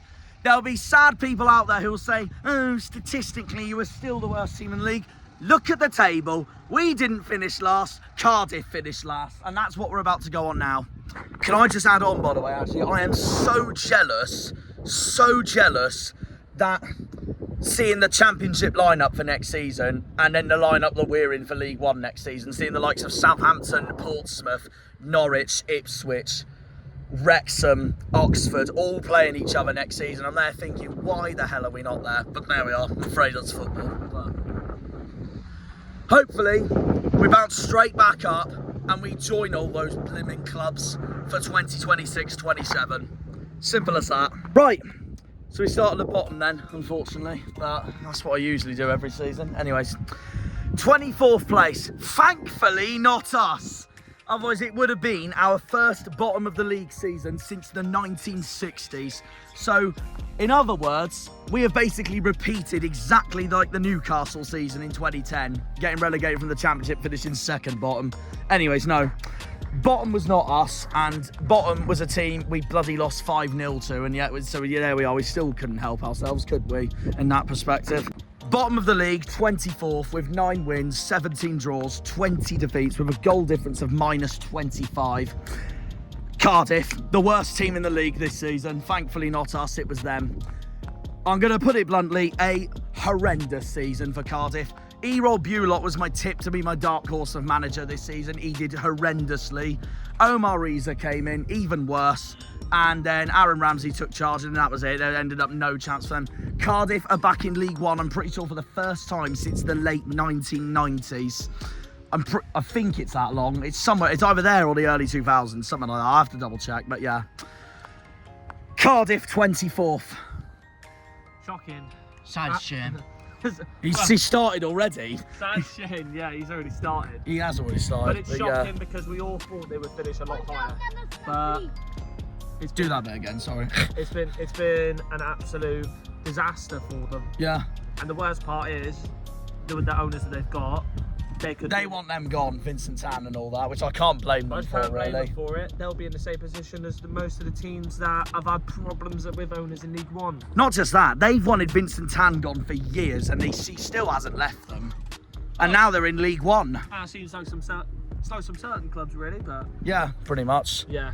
My player of the season, I've gone with Alex Robertson, the former Pompey man. I think he's the only one that's given Cardiff a hell of... They're like playing for the badge this season. Probably for them. Either him or Selach, I think that's his name. Oh, the striker. Yeah. Yeah, agreed. No, fair enough. And Cardiff season, Liam, what do you make of it? Poor, I mean, they finished bottom for a reason. They were worse than us, so simple as that. And I hate to say it, speaking of us, that's who we're on next, because we did finish 23rd after all. So yeah, as you all know, we finished in 23rd place, 11 wins, 13 draws, 22 defeats, with a impeccable, horrendous goal difference of -37 on 46 points, 2 more than Cardiff. They finished on 44 at the end. So I know it's obviously been a horrendous season, but if you look at the bigger picture, there's in other championship clubs who have finished the season in your 20s or your early 30s. So for the bottom of the league size, we've actually done all right compared to other teams we've seen, like Rotherham's in the past and all that. But as the three of us have said, pretty much, the less said about our season, move on. We know what it's been like. But one thing I haven't decided yet is my player of the season for us. And I'm still undecided yet. I know Liam said Connor Hazard. You said Pleggy. Yeah. Ryan Hardy won it. I really don't know who to go for. I would say Sorinola, and then he got injured. Yeah, and the first half of the season was poor. Yeah. I'm going to go... Like I said, Pleggy's. I agree. No, I agree. I know our defence has been calamitous with the amount of goals we've conceded, but one man who has kept us alive for almost the whole season, and I can't wait to see him next season. I'm going to agree with Harvey. I'm going to go with Pleggy, Yeah, but he's kept us alive. I do also agree with Liam that I think I would put Connor Hazard second, because the amount of games he saved us, and also considering most of our goals were conceded under Daniel Grimshaw when Hazard was injured, and that costed us big time, it turned out, Hazard getting injured in September. So yeah, that's who I'd go with. But we all know how we've summed up our season. Simply put, I'm going to say it like this: we've ended it brilliantly. I'll say this now: we've ended it brilliantly, but in my words, it's been too little but too late. So yeah, had we had Muslic longer, I believe, I think we would have stayed up. But I don't want to come up with excuses like the robbery at Luton, like the robbery at Middlesbrough. It's those 3 home games that have costed it for me under Muslic. The Cardiff, Sheffield Wednesday, Derby. 3 games, all 3 of us had to win as well. It's those 3 games that have costed our season for me. People will all say and moan this, moan that, and about, that's all right. People will moan this, moan that about Rooney should have gone earlier and all that, which I get. We could have got rid of him after conceding 10 goals in a week at Norwich and Bristol City. But I thought we got rid of him at the right time, I can't lie, around that Coventry-Oxford game, because that's when I knew I started losing trust in him. But Got rid of him earlier, in my opinion.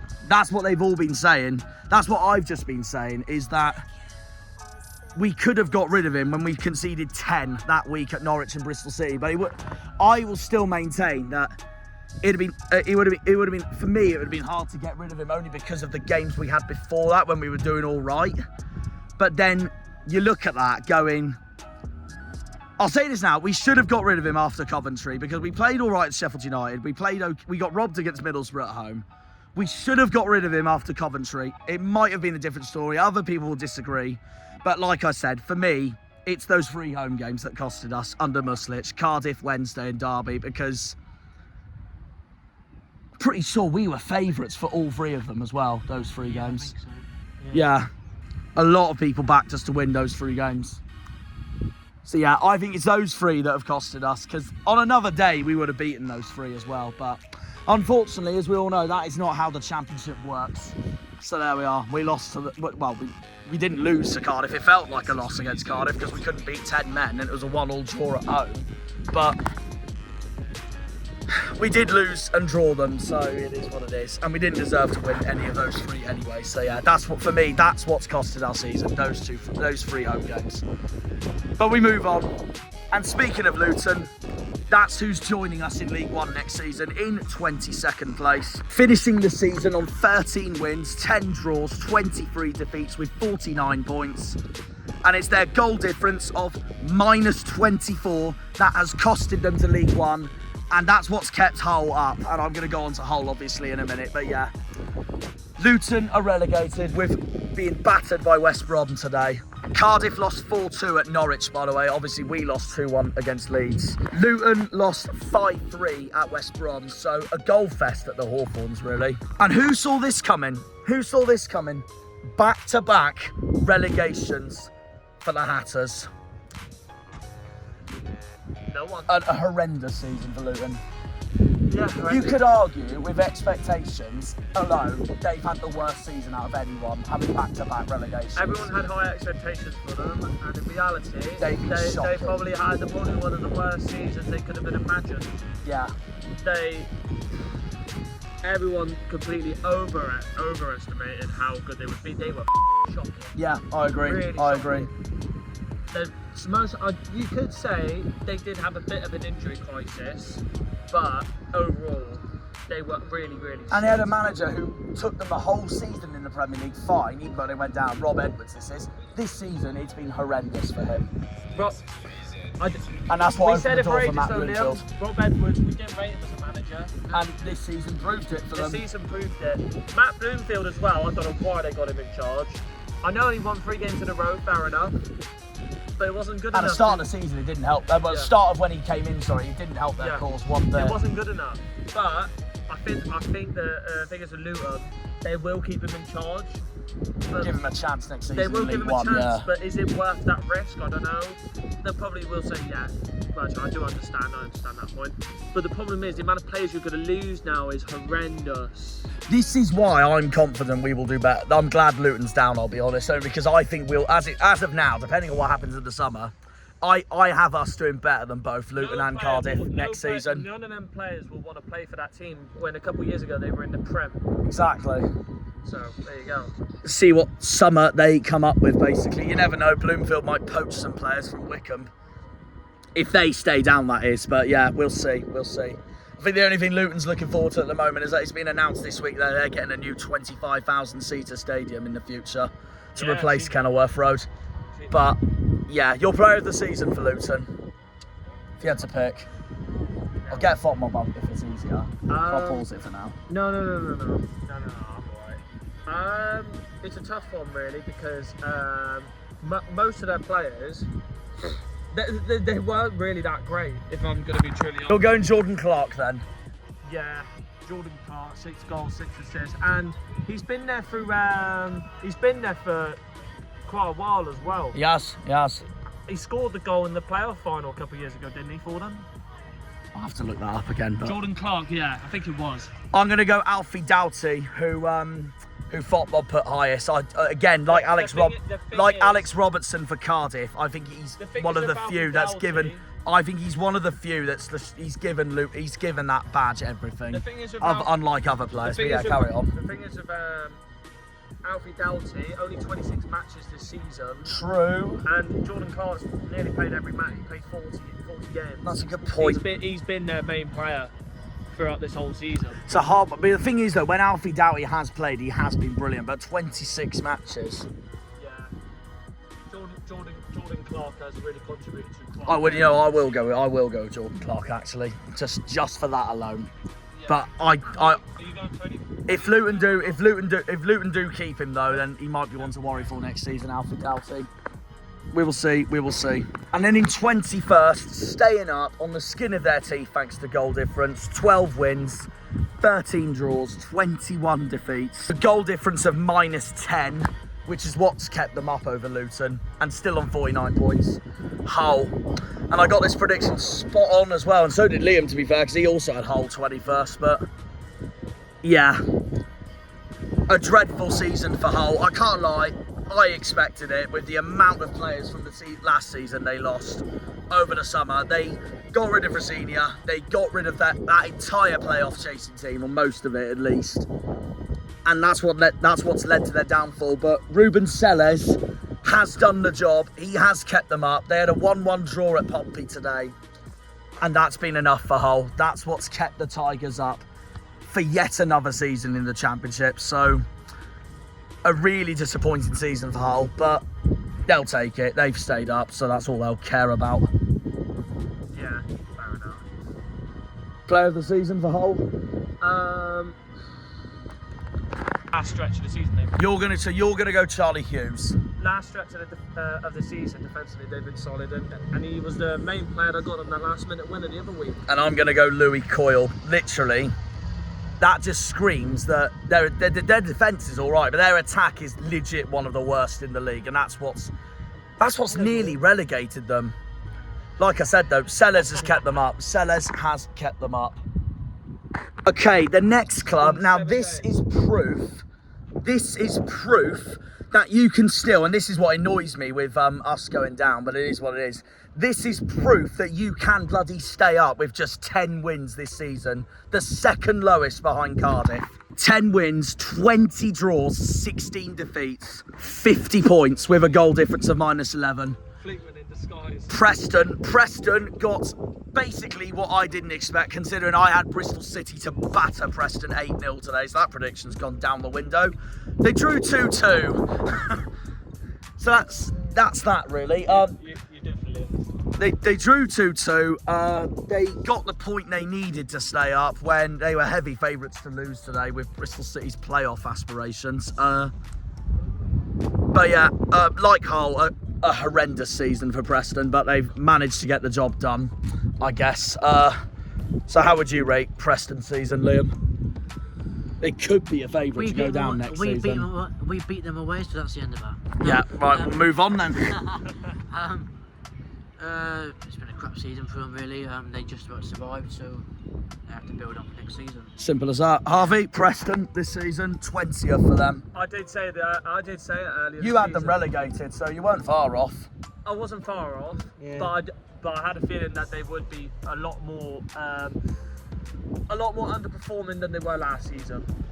Yeah. And we didn't expect Ryan Lowe to go after one game. Yeah, that's true.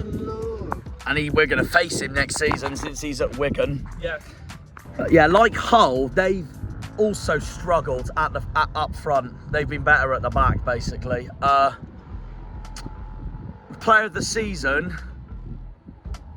because again, I think he's another one that's just giving it their all to their badge. I'm going to go with their goalkeeper, Freddie Woodman. He's had more player of the matches than given than anyone, basically, at their club. That's what I'd give it to. I don't know about these two, but that's what I'd go with. Kane Kessler-Hayden. You go Kane Kessler-Hayden. Liam? Kane Kessler-Hayden. We'll move on to 19th then. In 19th place, staying up, first season asking of being back, with 13 wins, 11 draws, 22 defeats, more defeats than us. No, I forgot that we lost today actually, so I'll take that out. I forgot we lost today, so actually joint defeats with us. 50 points, -8 of a goal difference. Derby, well, I will be honest, it was looking doom and gloom for them at the start of it. Well, not really the start of it, but like midway when Paul Warne got the sack in early February. Everyone thought they'd go because their form was horrendous, but they brought in John Eustace because Blackburn's owners are, I'm going to be honest, stupid. And that's what saved their season. That just shows what a brilliant manager he is, Eustace. So, in other words, they brought in the big name, and it saved their entire season, really. And I know who my player of the season is for Derby, no brainer, because I think he's been electric for them all season. I've gone Ibu Adams. I think he's been phenomenal for them. So yeah, I don't know about the rest, but that's what I go with. Right, yeah, Derby season. What did you think then, Half? Halfway through the halfway through the season, they were looking comfortable, but we got to January, February, and it was looking awful for them. It was looking very, very. They hadn't won a game since Boxing Day, and then Eustace came in, and it's changed. It was the whole looking season. bleak, and they sat Paul Warne. But when John Eustace came in, I was shocked because Blackburn, I don't know what they were doing. They were looking comfortable in the playoffs, and I just feel John Eustace is really really risking himself, but. Fair play, he's risked it, and he's kept Derby up. Fair enough. I thought they were down. I thought they were down, but so many people thought they were going back down. Yeah, but they got the job done. Them 4 wins in a row when throughout that as well, they beat us. Yeah, that kept them up. Yeah, I agree. And Ibu Adams, I agree with you. Player of the year. Yeah, fair enough. Liam, Derby season, 19th, first season back. Fair enough to them. Got what they needed at the end. which is staying up first season asking. Yeah, fair play to them, and they can move on to next season.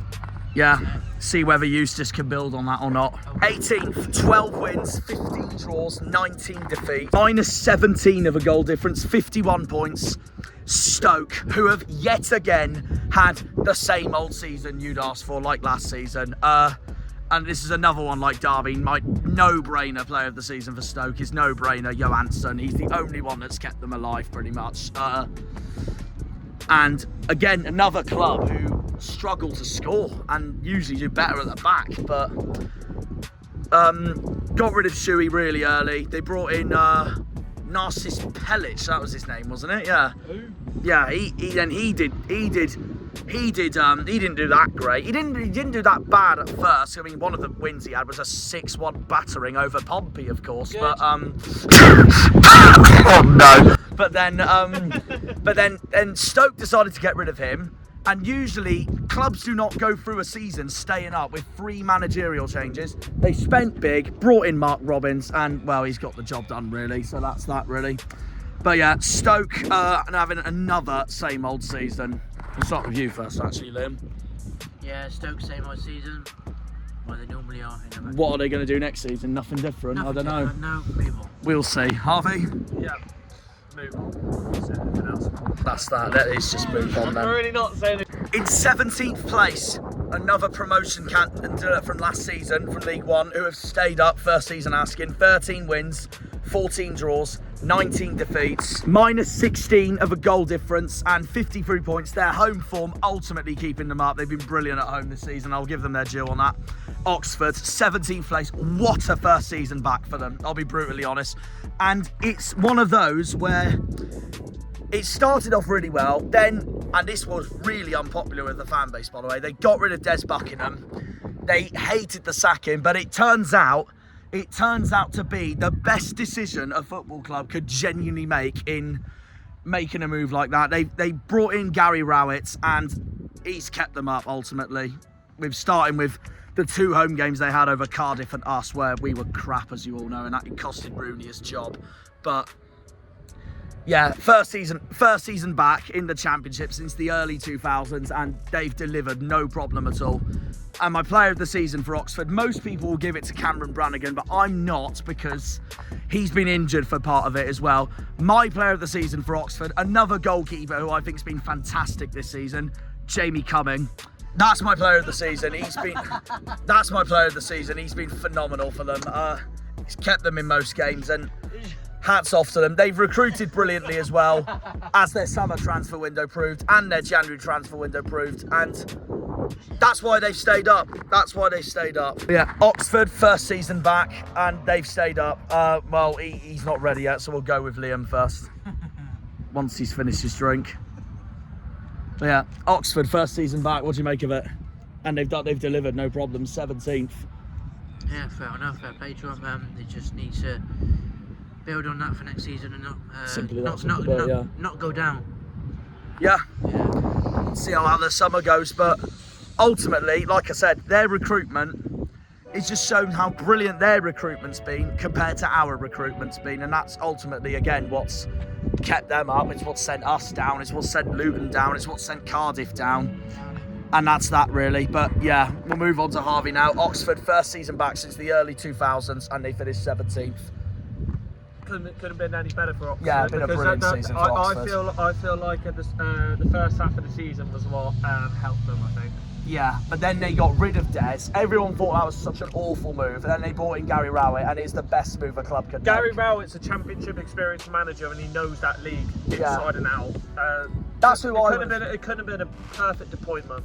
That's who I would have taken in a way if it wasn't for Muslic when we got rid of Rooney. But he was I wouldn't already mind at Gary Oxford, Rowett, so yeah. but I wouldn't mind Gary Rowett. Fantastic manager. My player of the season, Jamie Cumming. Yeah. In 16th place, let's just move on.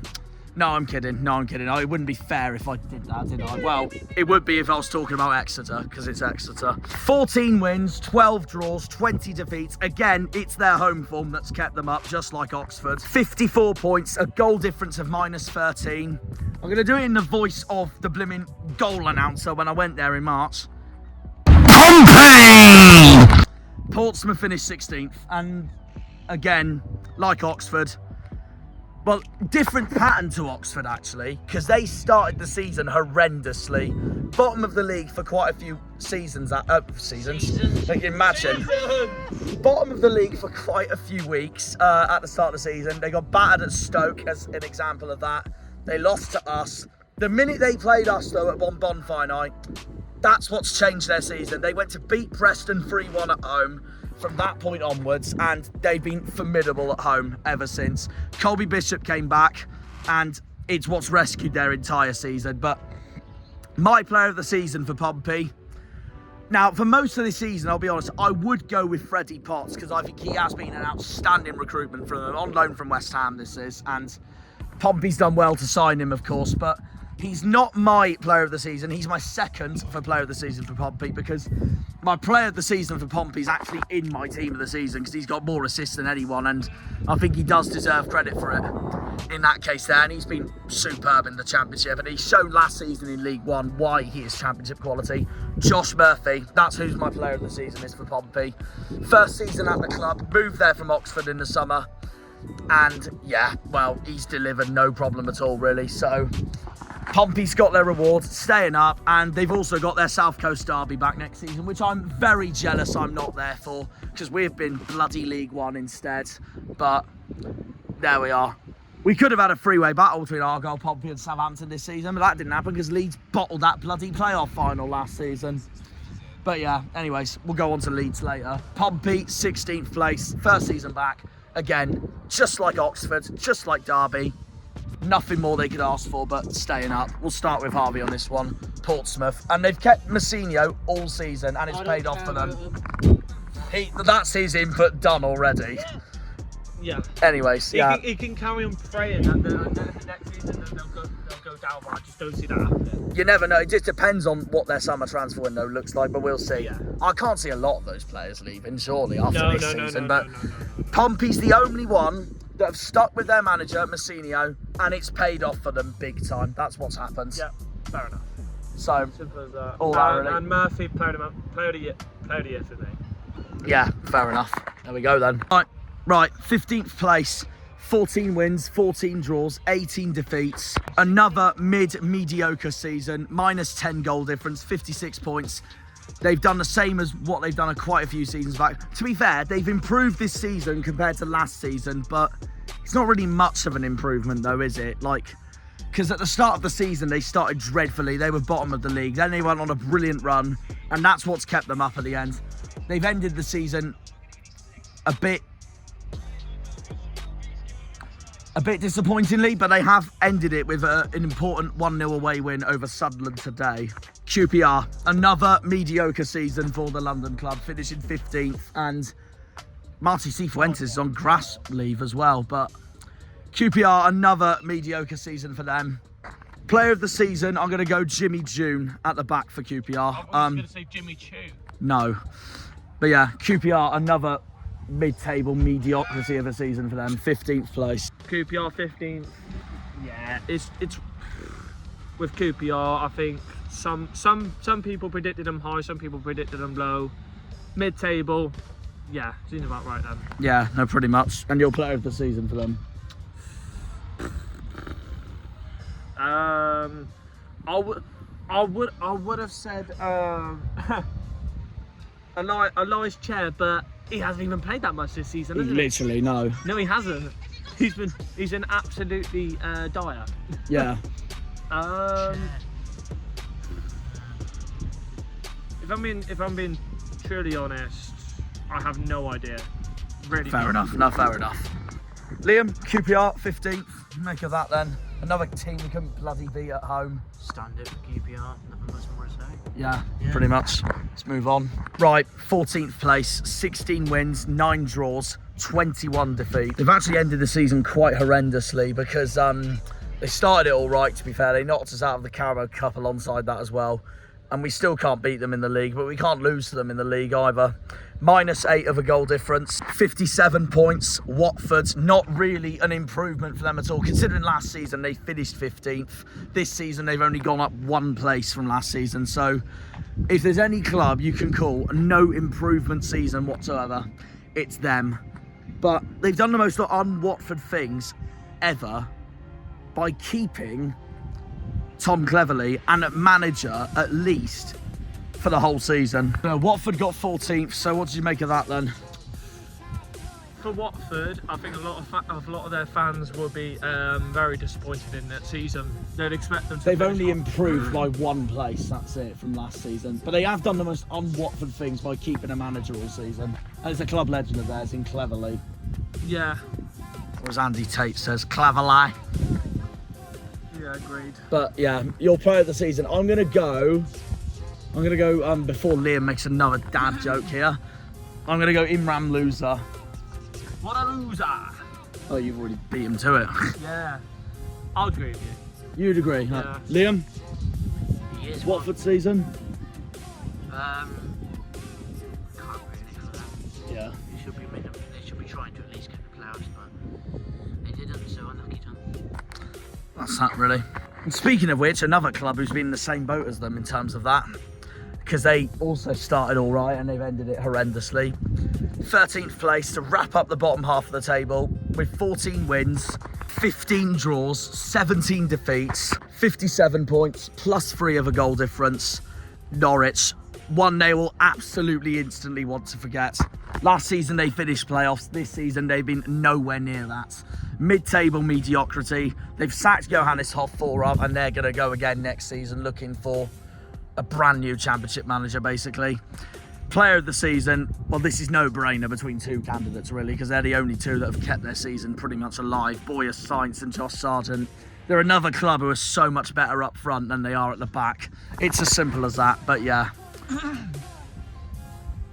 I'll go Boyer Sainz. I know I put Josh Sargent in my team of the season, and on paper, and when he's on form, he is the best striker in the league, but again, I don't think Norwich would be where they are at the moment if it wasn't for Sainz's electric start of the season. And he's still the second highest goal scorer behind Pirro. But yeah, horrendous season for Norwich. One they will instantly want to forget going into August. It has been shocking for them. The first half of the season they were looking promising with Borja Sainz scoring most of their goals. They were looking pretty solid through the midfield. Defensively they were alright. But second half of the season is just where it all fell apart, really. Borja Sainz, he got that suspension around that time. Josh Sargent was injured. They didn't really have a clinical striker. They weren't scoring enough goals, and then they started to lose games. It was good signs for them until they got tits up. Move on, anyways. Yeah, but overall, it went from looking good or looking okay to looking horrendous. To looking horrendous, yeah. But I'm still going to give it to Borja Sainz. He, to be honest, doesn't matter the second half. If he didn't get that suspension, he would have probably, I'd say he would have probably scored a lot more goals than he would have. He would have got top goal scorer. It might have killed his momentum, that suspension. It killed his momentum, yeah. It wouldn't have helped Norwich's season anyways. But yeah, that pigeon just went flying off there. Yeah, but for Norwich, just not a good season. It was looking promising, but not a good season overall from that. But Borja Sainz, player of the year for me. Yeah, fair. In 12th place, 15 wins, 13 draws, 18 defeats. It's their away form that's kept them up because they have been horrendous at home this season. They've been so much better away. Goal difference of -9, 58 points. Like I said, the away form's kept them up. Sheffield Wednesday, a solid mid-table finish. I'll be honest though, I'll probably get a bit of stick for this, but I do think they're a bit overrated, I'll be honest, with the amount of people that are overhyping Danny Roll going into this season and all that. And in some games you could argue it's every reason why, but if you argued for that reason, they'd be playoff battling. They fell off at the end, I'll be brutally honest. They fell off at the end. And there's been heavy links that he could be moving to Southampton next season with them being back in the Championship. And speaking of which, that's who my player of the season is for Wednesday. No-brainer, because I think he is what's kept Wednesday's season alive, and he's on loan from Southampton. I think he'll start for Southampton next season. Shea Charles. I think he's been a driving force in that midfield for them. And I don't know what they'll do next season. If they lose Roll next season, they could be in for a turbulent season next season, but Who knows? We'll see. They'll take this though because it means for them another season in the Championship. But at the same time, they'll also be, depending what happens in the playoffs, they will be annoyed with this season if they end up seeing their arch rivals win the playoffs. But we'll see. We'll see. Sheffield Wednesday coming 12th. What? Sheffield Wednesday came 12th. Mid-table. My player of the season is Shea Charles. It's a much bigger improvement from last season. Which a lot of people expected anyway. It's a lot of people expected but it. I just said there, I do think they're a little overhyped because people expect them to do even better. Myself included. They were overhyped, and I think a lot of people, a lot of people knew that. I did not think that Sheffield Wednesday would. They were nowhere near going to get playoffs. I just didn't think their team was good enough. I know, obviously, Coventry got there, Bristol City got there, but with the differences, they've been in the Championship a lot more than Sheffield Wednesday the last couple of years. Exactly. And they've got a better team than them at the moment. Danny Rowe is building the team, but will he be there for long? And that, again, that depends on, this is where Wednesday's similar to Cardiff, as we all know, that and Blackburn, that depends on Chancery. Oh yeah, we know about him. So yeah. Yeah, we know about him, that's for sure. For definite. And your player of the season for Wednesday, I went Shea Charles, no brainer. Shea Charles, yeah. Liam, Wednesday this season, 12th. I prefer all the other days in the week. No, in all seriousness, it's 12. I think it's one of those. I think it's one of those where they'll take this season, but they wish they could do better. Yeah, they could have aimed for at one stage they were aiming for playoffs, but their form fell off. Yeah. Their form fell off, but it's their away form that's kept them out because they've been shocking at home this season. They've been terrible. So all they've got to do is just keep doing what they're doing and survive again next season. Yeah, depending on what happens in the summer, of course. Or aim for the playoffs. Yeah, we'll see. We'll see. In 11th place, and they've done well to finish mid-table top half again, considering for part of this season, especially around the January-February March era, they were really out of form. They were on the way to a relegation scrap, but it's their last 8 games, including a 3-0 win over us. That's what saved them. 17 wins, 10 draws, 19 defeats, 61 points, a goal difference of -5, Swansea. And I know it's been a mixed season for them, but to be honest, they'll take it. They'll take it because they've just seen their biggest rivals finish bottom of the league, so they'll be absolutely chuffed with that. And my player of the season, their keeper, Lawrence Vigouroux.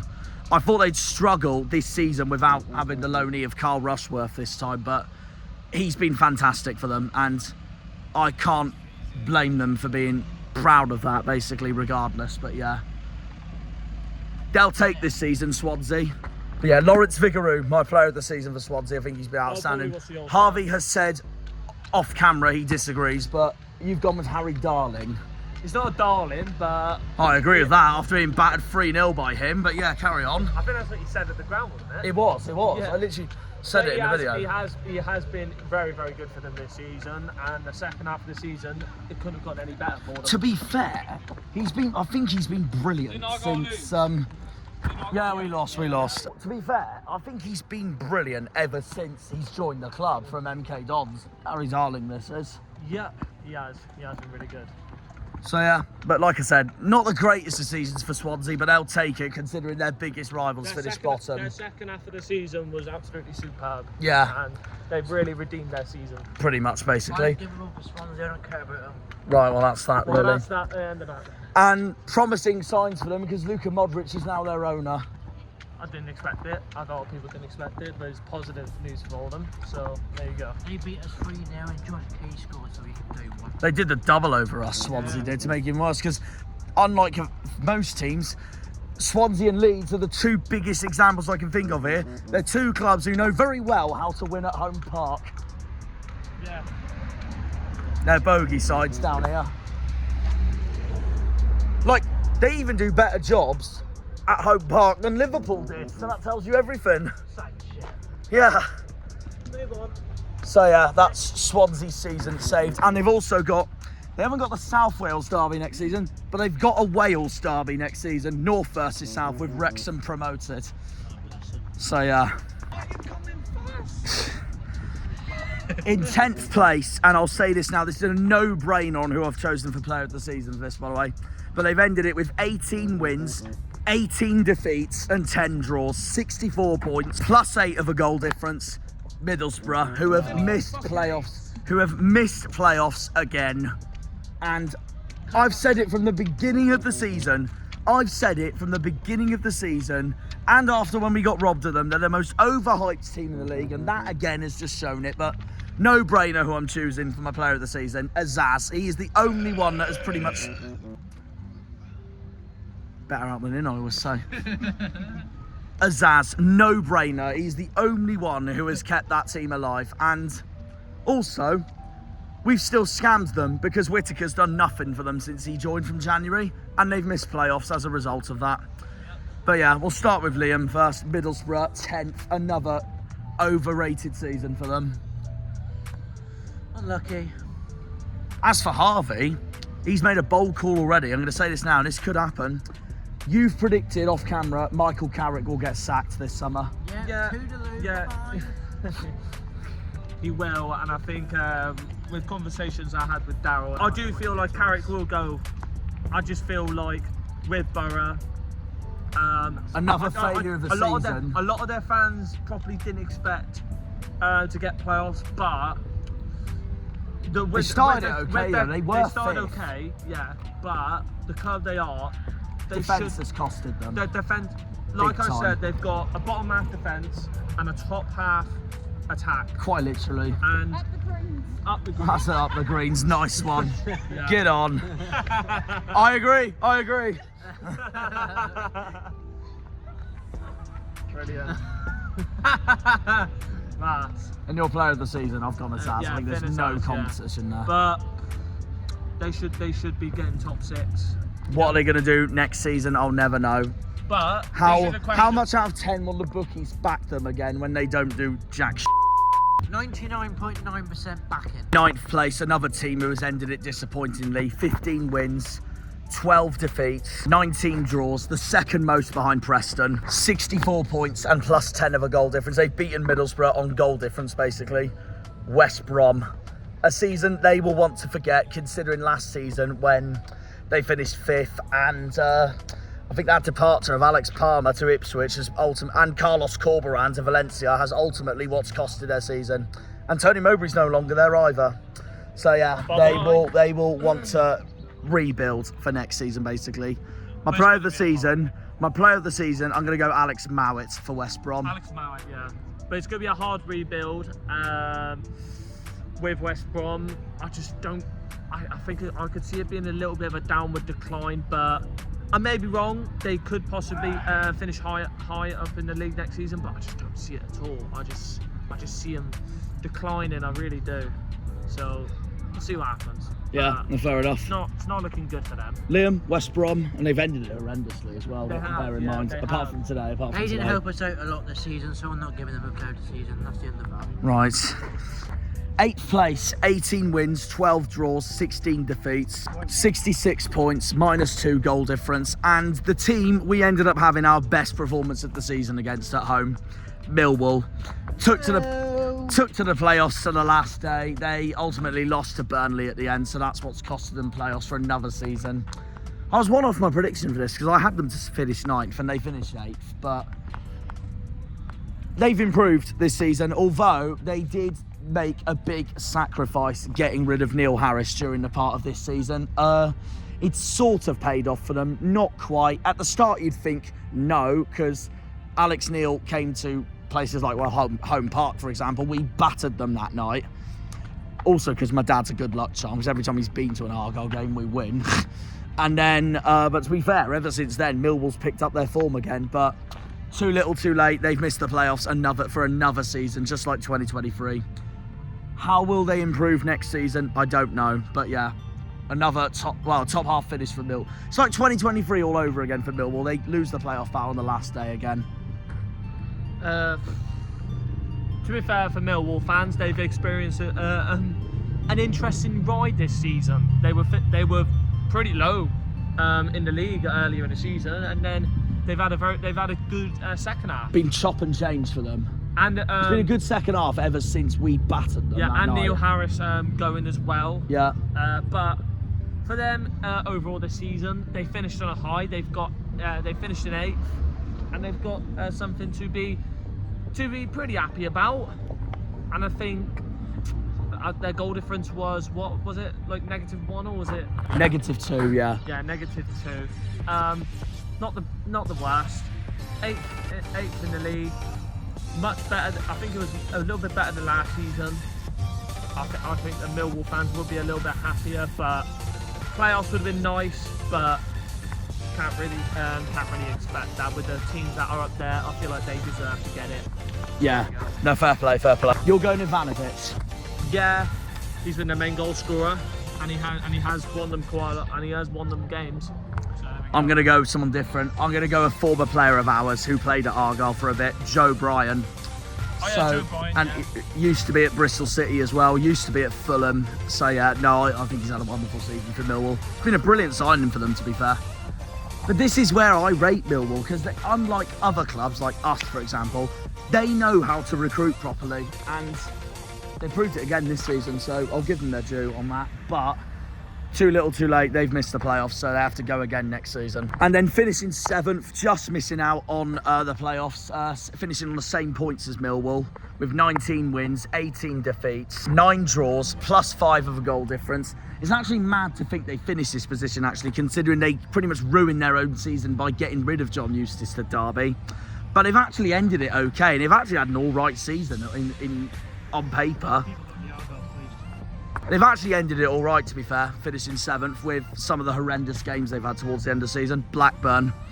So a much improved season from last season, but there's still a lot of turbulence for them going into next season, considering the ownership they have, considering how chaotic they are, and considering how dreadful Valerian Ismail was appointment-wise at the beginning. But they've actually ended the season all right, but they'll probably take 7th at the end, considering I think when Eustace went to Derby, I think they probably conceded that they didn't think they would get playoffs, but they've actually ended it on a high. But still too little too late. They've missed the playoffs, so that's that really. They've got their own selves to blame for getting rid of Eustace, because I think if Eustace stayed, I think it might have been a different story for Blackburn. I think if Eustace stayed, Bristol City might have missed out, Coventry might have missed out. So yeah, they go again next season. 7th for Blackburn, Harvey. Much better than last season, but them losing John Eustace has killed their playoff hopes. That's what I would have thought. Yeah, it summed up perfectly. It killed their playoff hopes, but for next season, with the manager that they've got now, I don't know. Will they probably get playoffs? No, I don't see it. But will they finish around the same place? They'll probably finish a little bit lower, but it's a little bit of an early prediction, of course, I know that, but it's going to be a tough one, because some of them players in there, will they be there? Will they or will some of them not be there? I don't know. So, but for this season, oh bloody hell, I'm going to say it's a different player, but I'm going to say Tyree Stolen.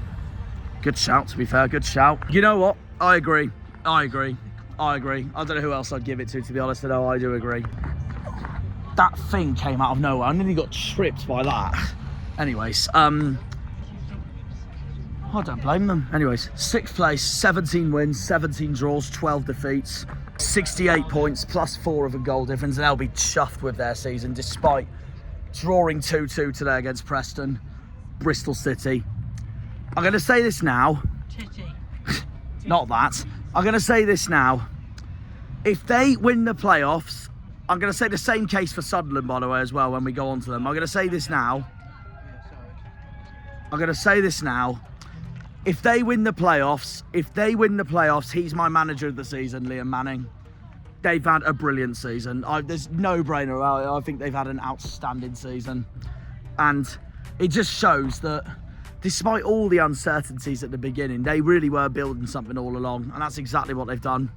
So now they've got a job to do to try and beat Sheffield United in the playoffs. But we will see. My player of the season for Bristol City, Jason Knight. Signed them from Derby. Signed them from Derby ever since 2023 when us Ipswich and Sheffield Wednesday went up, and he's been outstanding. He's been an outstanding signing for them ever since. So yeah, Yeah, Been a brilliant season for them. I'll say this now. They win the playoffs. He's my manager of the season, Liam Manning. I'll say that now. But yeah. I agree with you, Jason. Yeah, fair enough. And then we go on to 5th place. 20 wins, 17 defeats, 9 draws. Started the season dreadfully, ended the season brilliantly. And what a turnaround it is. It really is a turnaround for them. 20 wins, 17 defeats, 9 draws, 69 points, plus 6 of a goal difference. Coventry, turnaround of the season, literally turnaround of the season. They were in the relegation battle. They boldly got rid of Mark Robbins, which, like Oxford, basically it didn't go in the fans' favour pretty much. They didn't like the decision at all. And as a result of that, they brought in Frank Lampard, risked it, and it turned out to be the best risk of a championship decision this season any club could imagine. And it's paid off for them massively, especially if they win the playoffs. So yeah, only difference being, if they do win the playoffs I'm not gonna give Lampard manager of the season. That's only because he hasn't been there since the beginning. I'd say otherwise if it was different, but yeah. Brilliant season for Coventry. They've ended it from what has looked like a disastrous start to the season. And my player of the season for Coventry, I've gone with Jack Rudoni. Signed him from Huddersfield this summer, and last summer, as I should say. And Jack Rudoni, my player of the season, been outstanding for them. So yeah, Coventry, 5th place, relegation battle, straight up to a playoff chase inside. That's what you call comeback of the season. Comeback of the season, and that's what you call making the correct decision. Literally. Managerial decision has been absolutely perfect. And they win the playoffs, then wow, massive. Yeah, it would be absolutely phenomenal for them, and it wouldn't considering the start they had as well, couldn't be any more deserved. Yeah. And if they win the playoffs, all I could say is around make a documentary out of it. They could make a documentary out of it. And the amount of wins that Frank was getting in a row, week in, week out was absolutely insane. No, hats off to them, that's honestly. One team I'd like to see win the playoffs. I don't and want be in the Premier League. Sorry to Sheffield United fans, but they won't face Sheffield United anyways. They'll face I know, Sunderland, but if they did get to the finals and they'll face one of Sheffield United or Bristol City. Yeah. I don't want Sheffield United to go up because, no offence, but it is boring, and I do want someone different. Yeah. I want someone different. If one of those 3 do it, Sunderland, Coventry, Bristol City, I guess it will be different indeed. We go on to Sunderland now, who finished 4th. He's another one, by the way, like Bristol City with Manning. They win the playoffs. He's my manager of the season, Regis Labrie, this is. So, yeah, obviously they brought him in from French club Lorient, who got relegated. We thought it was a risk. It's paid off, especially if they win the playoffs, of course. If they don't go up, they could be one of the favourites going into next season. Depends if they can improve from this season if they do stay down. But Sunderland have ended the season with 21 wins, 13 draws and 12 defeats on 76 points. So the gap's quite big between them and 5th place. And a goal difference of plus 14. So yeah, they do it. He's my player. He's my manager of the season, Labrie. So yeah, there we are. We'll see what happens. And my player of the season for Sunderland is my right back of the season. He's in my championship team of the season anyway. Try Hume.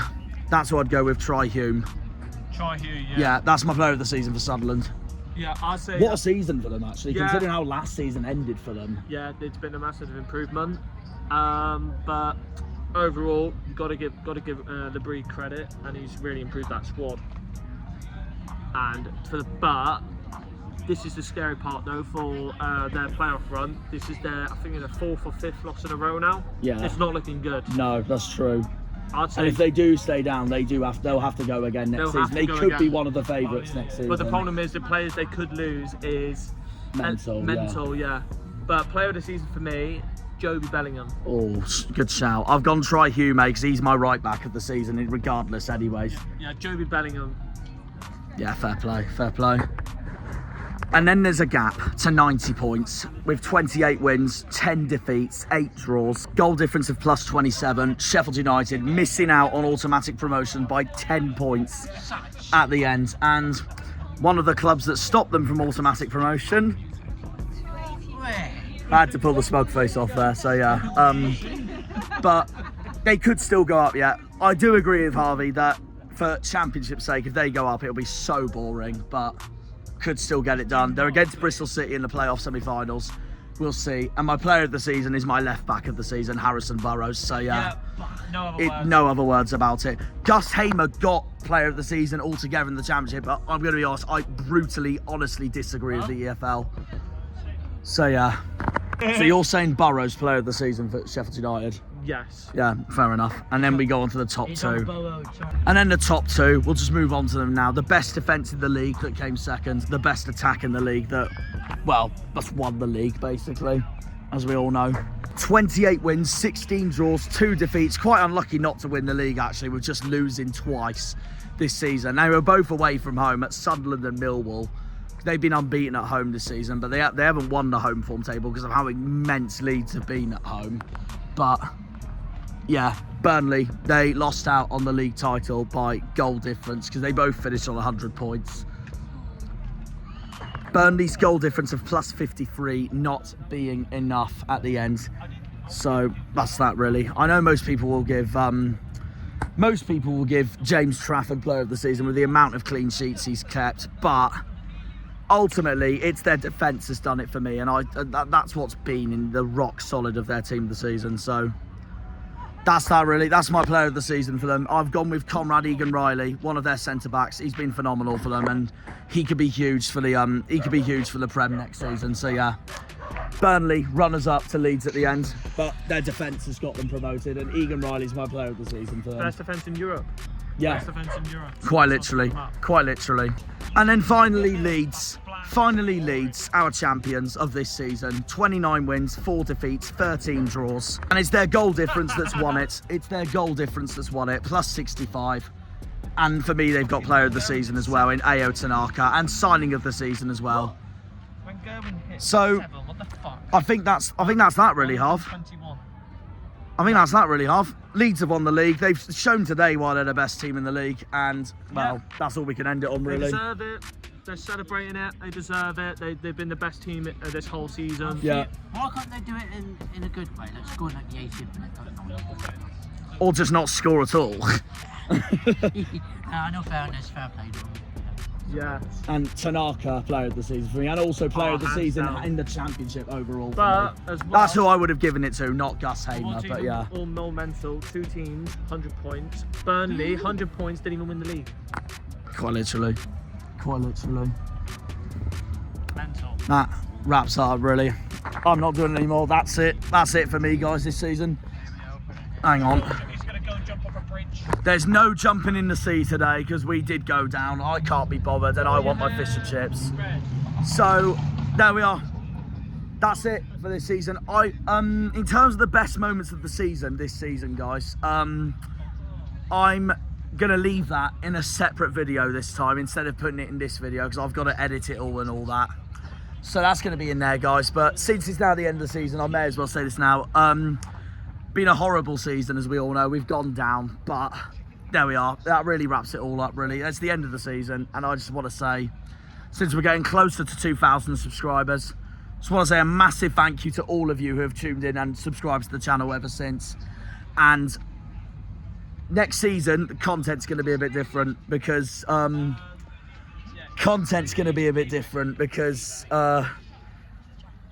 Argyle haven't just gone down. Truro's gone up, so I think there's going to be 2 bits of content next season. We'll see, but we end it on the Mayflower Steps. I wish it was in a high. We've lost, sadly, but there we are. There will be a video next week, though. By the way, though, because Truro are having their promotion celebrations in the city centre. But yeah, that's that really. That's all for me from tonight. And yeah. Yes, I know, I can edit that bit out. Anyways, in terms of Argyle, thank you for all tuning in, guys, this season. We'll see you all in August. Actually, in June, when I do the fixture release, watch along. Yeah. Up the Janners, up the Argyle, up the Greens, up the Pilgrims, up the Plymouth. Come on, you boys in green. Green Army! That's probably another police car looking at Leeds fans trying to put out pyros in the Barbican. Anyways, yeah. Probably blue ones. Blue ones, you reckon? Not yellow or white? I don't know. I don't know. Get out But of it now because there's yeah. flies everywhere. But yeah.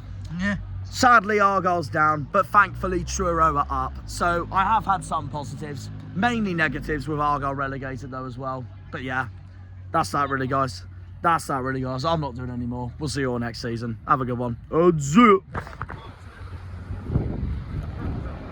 When they pull on the green, they're all Janners.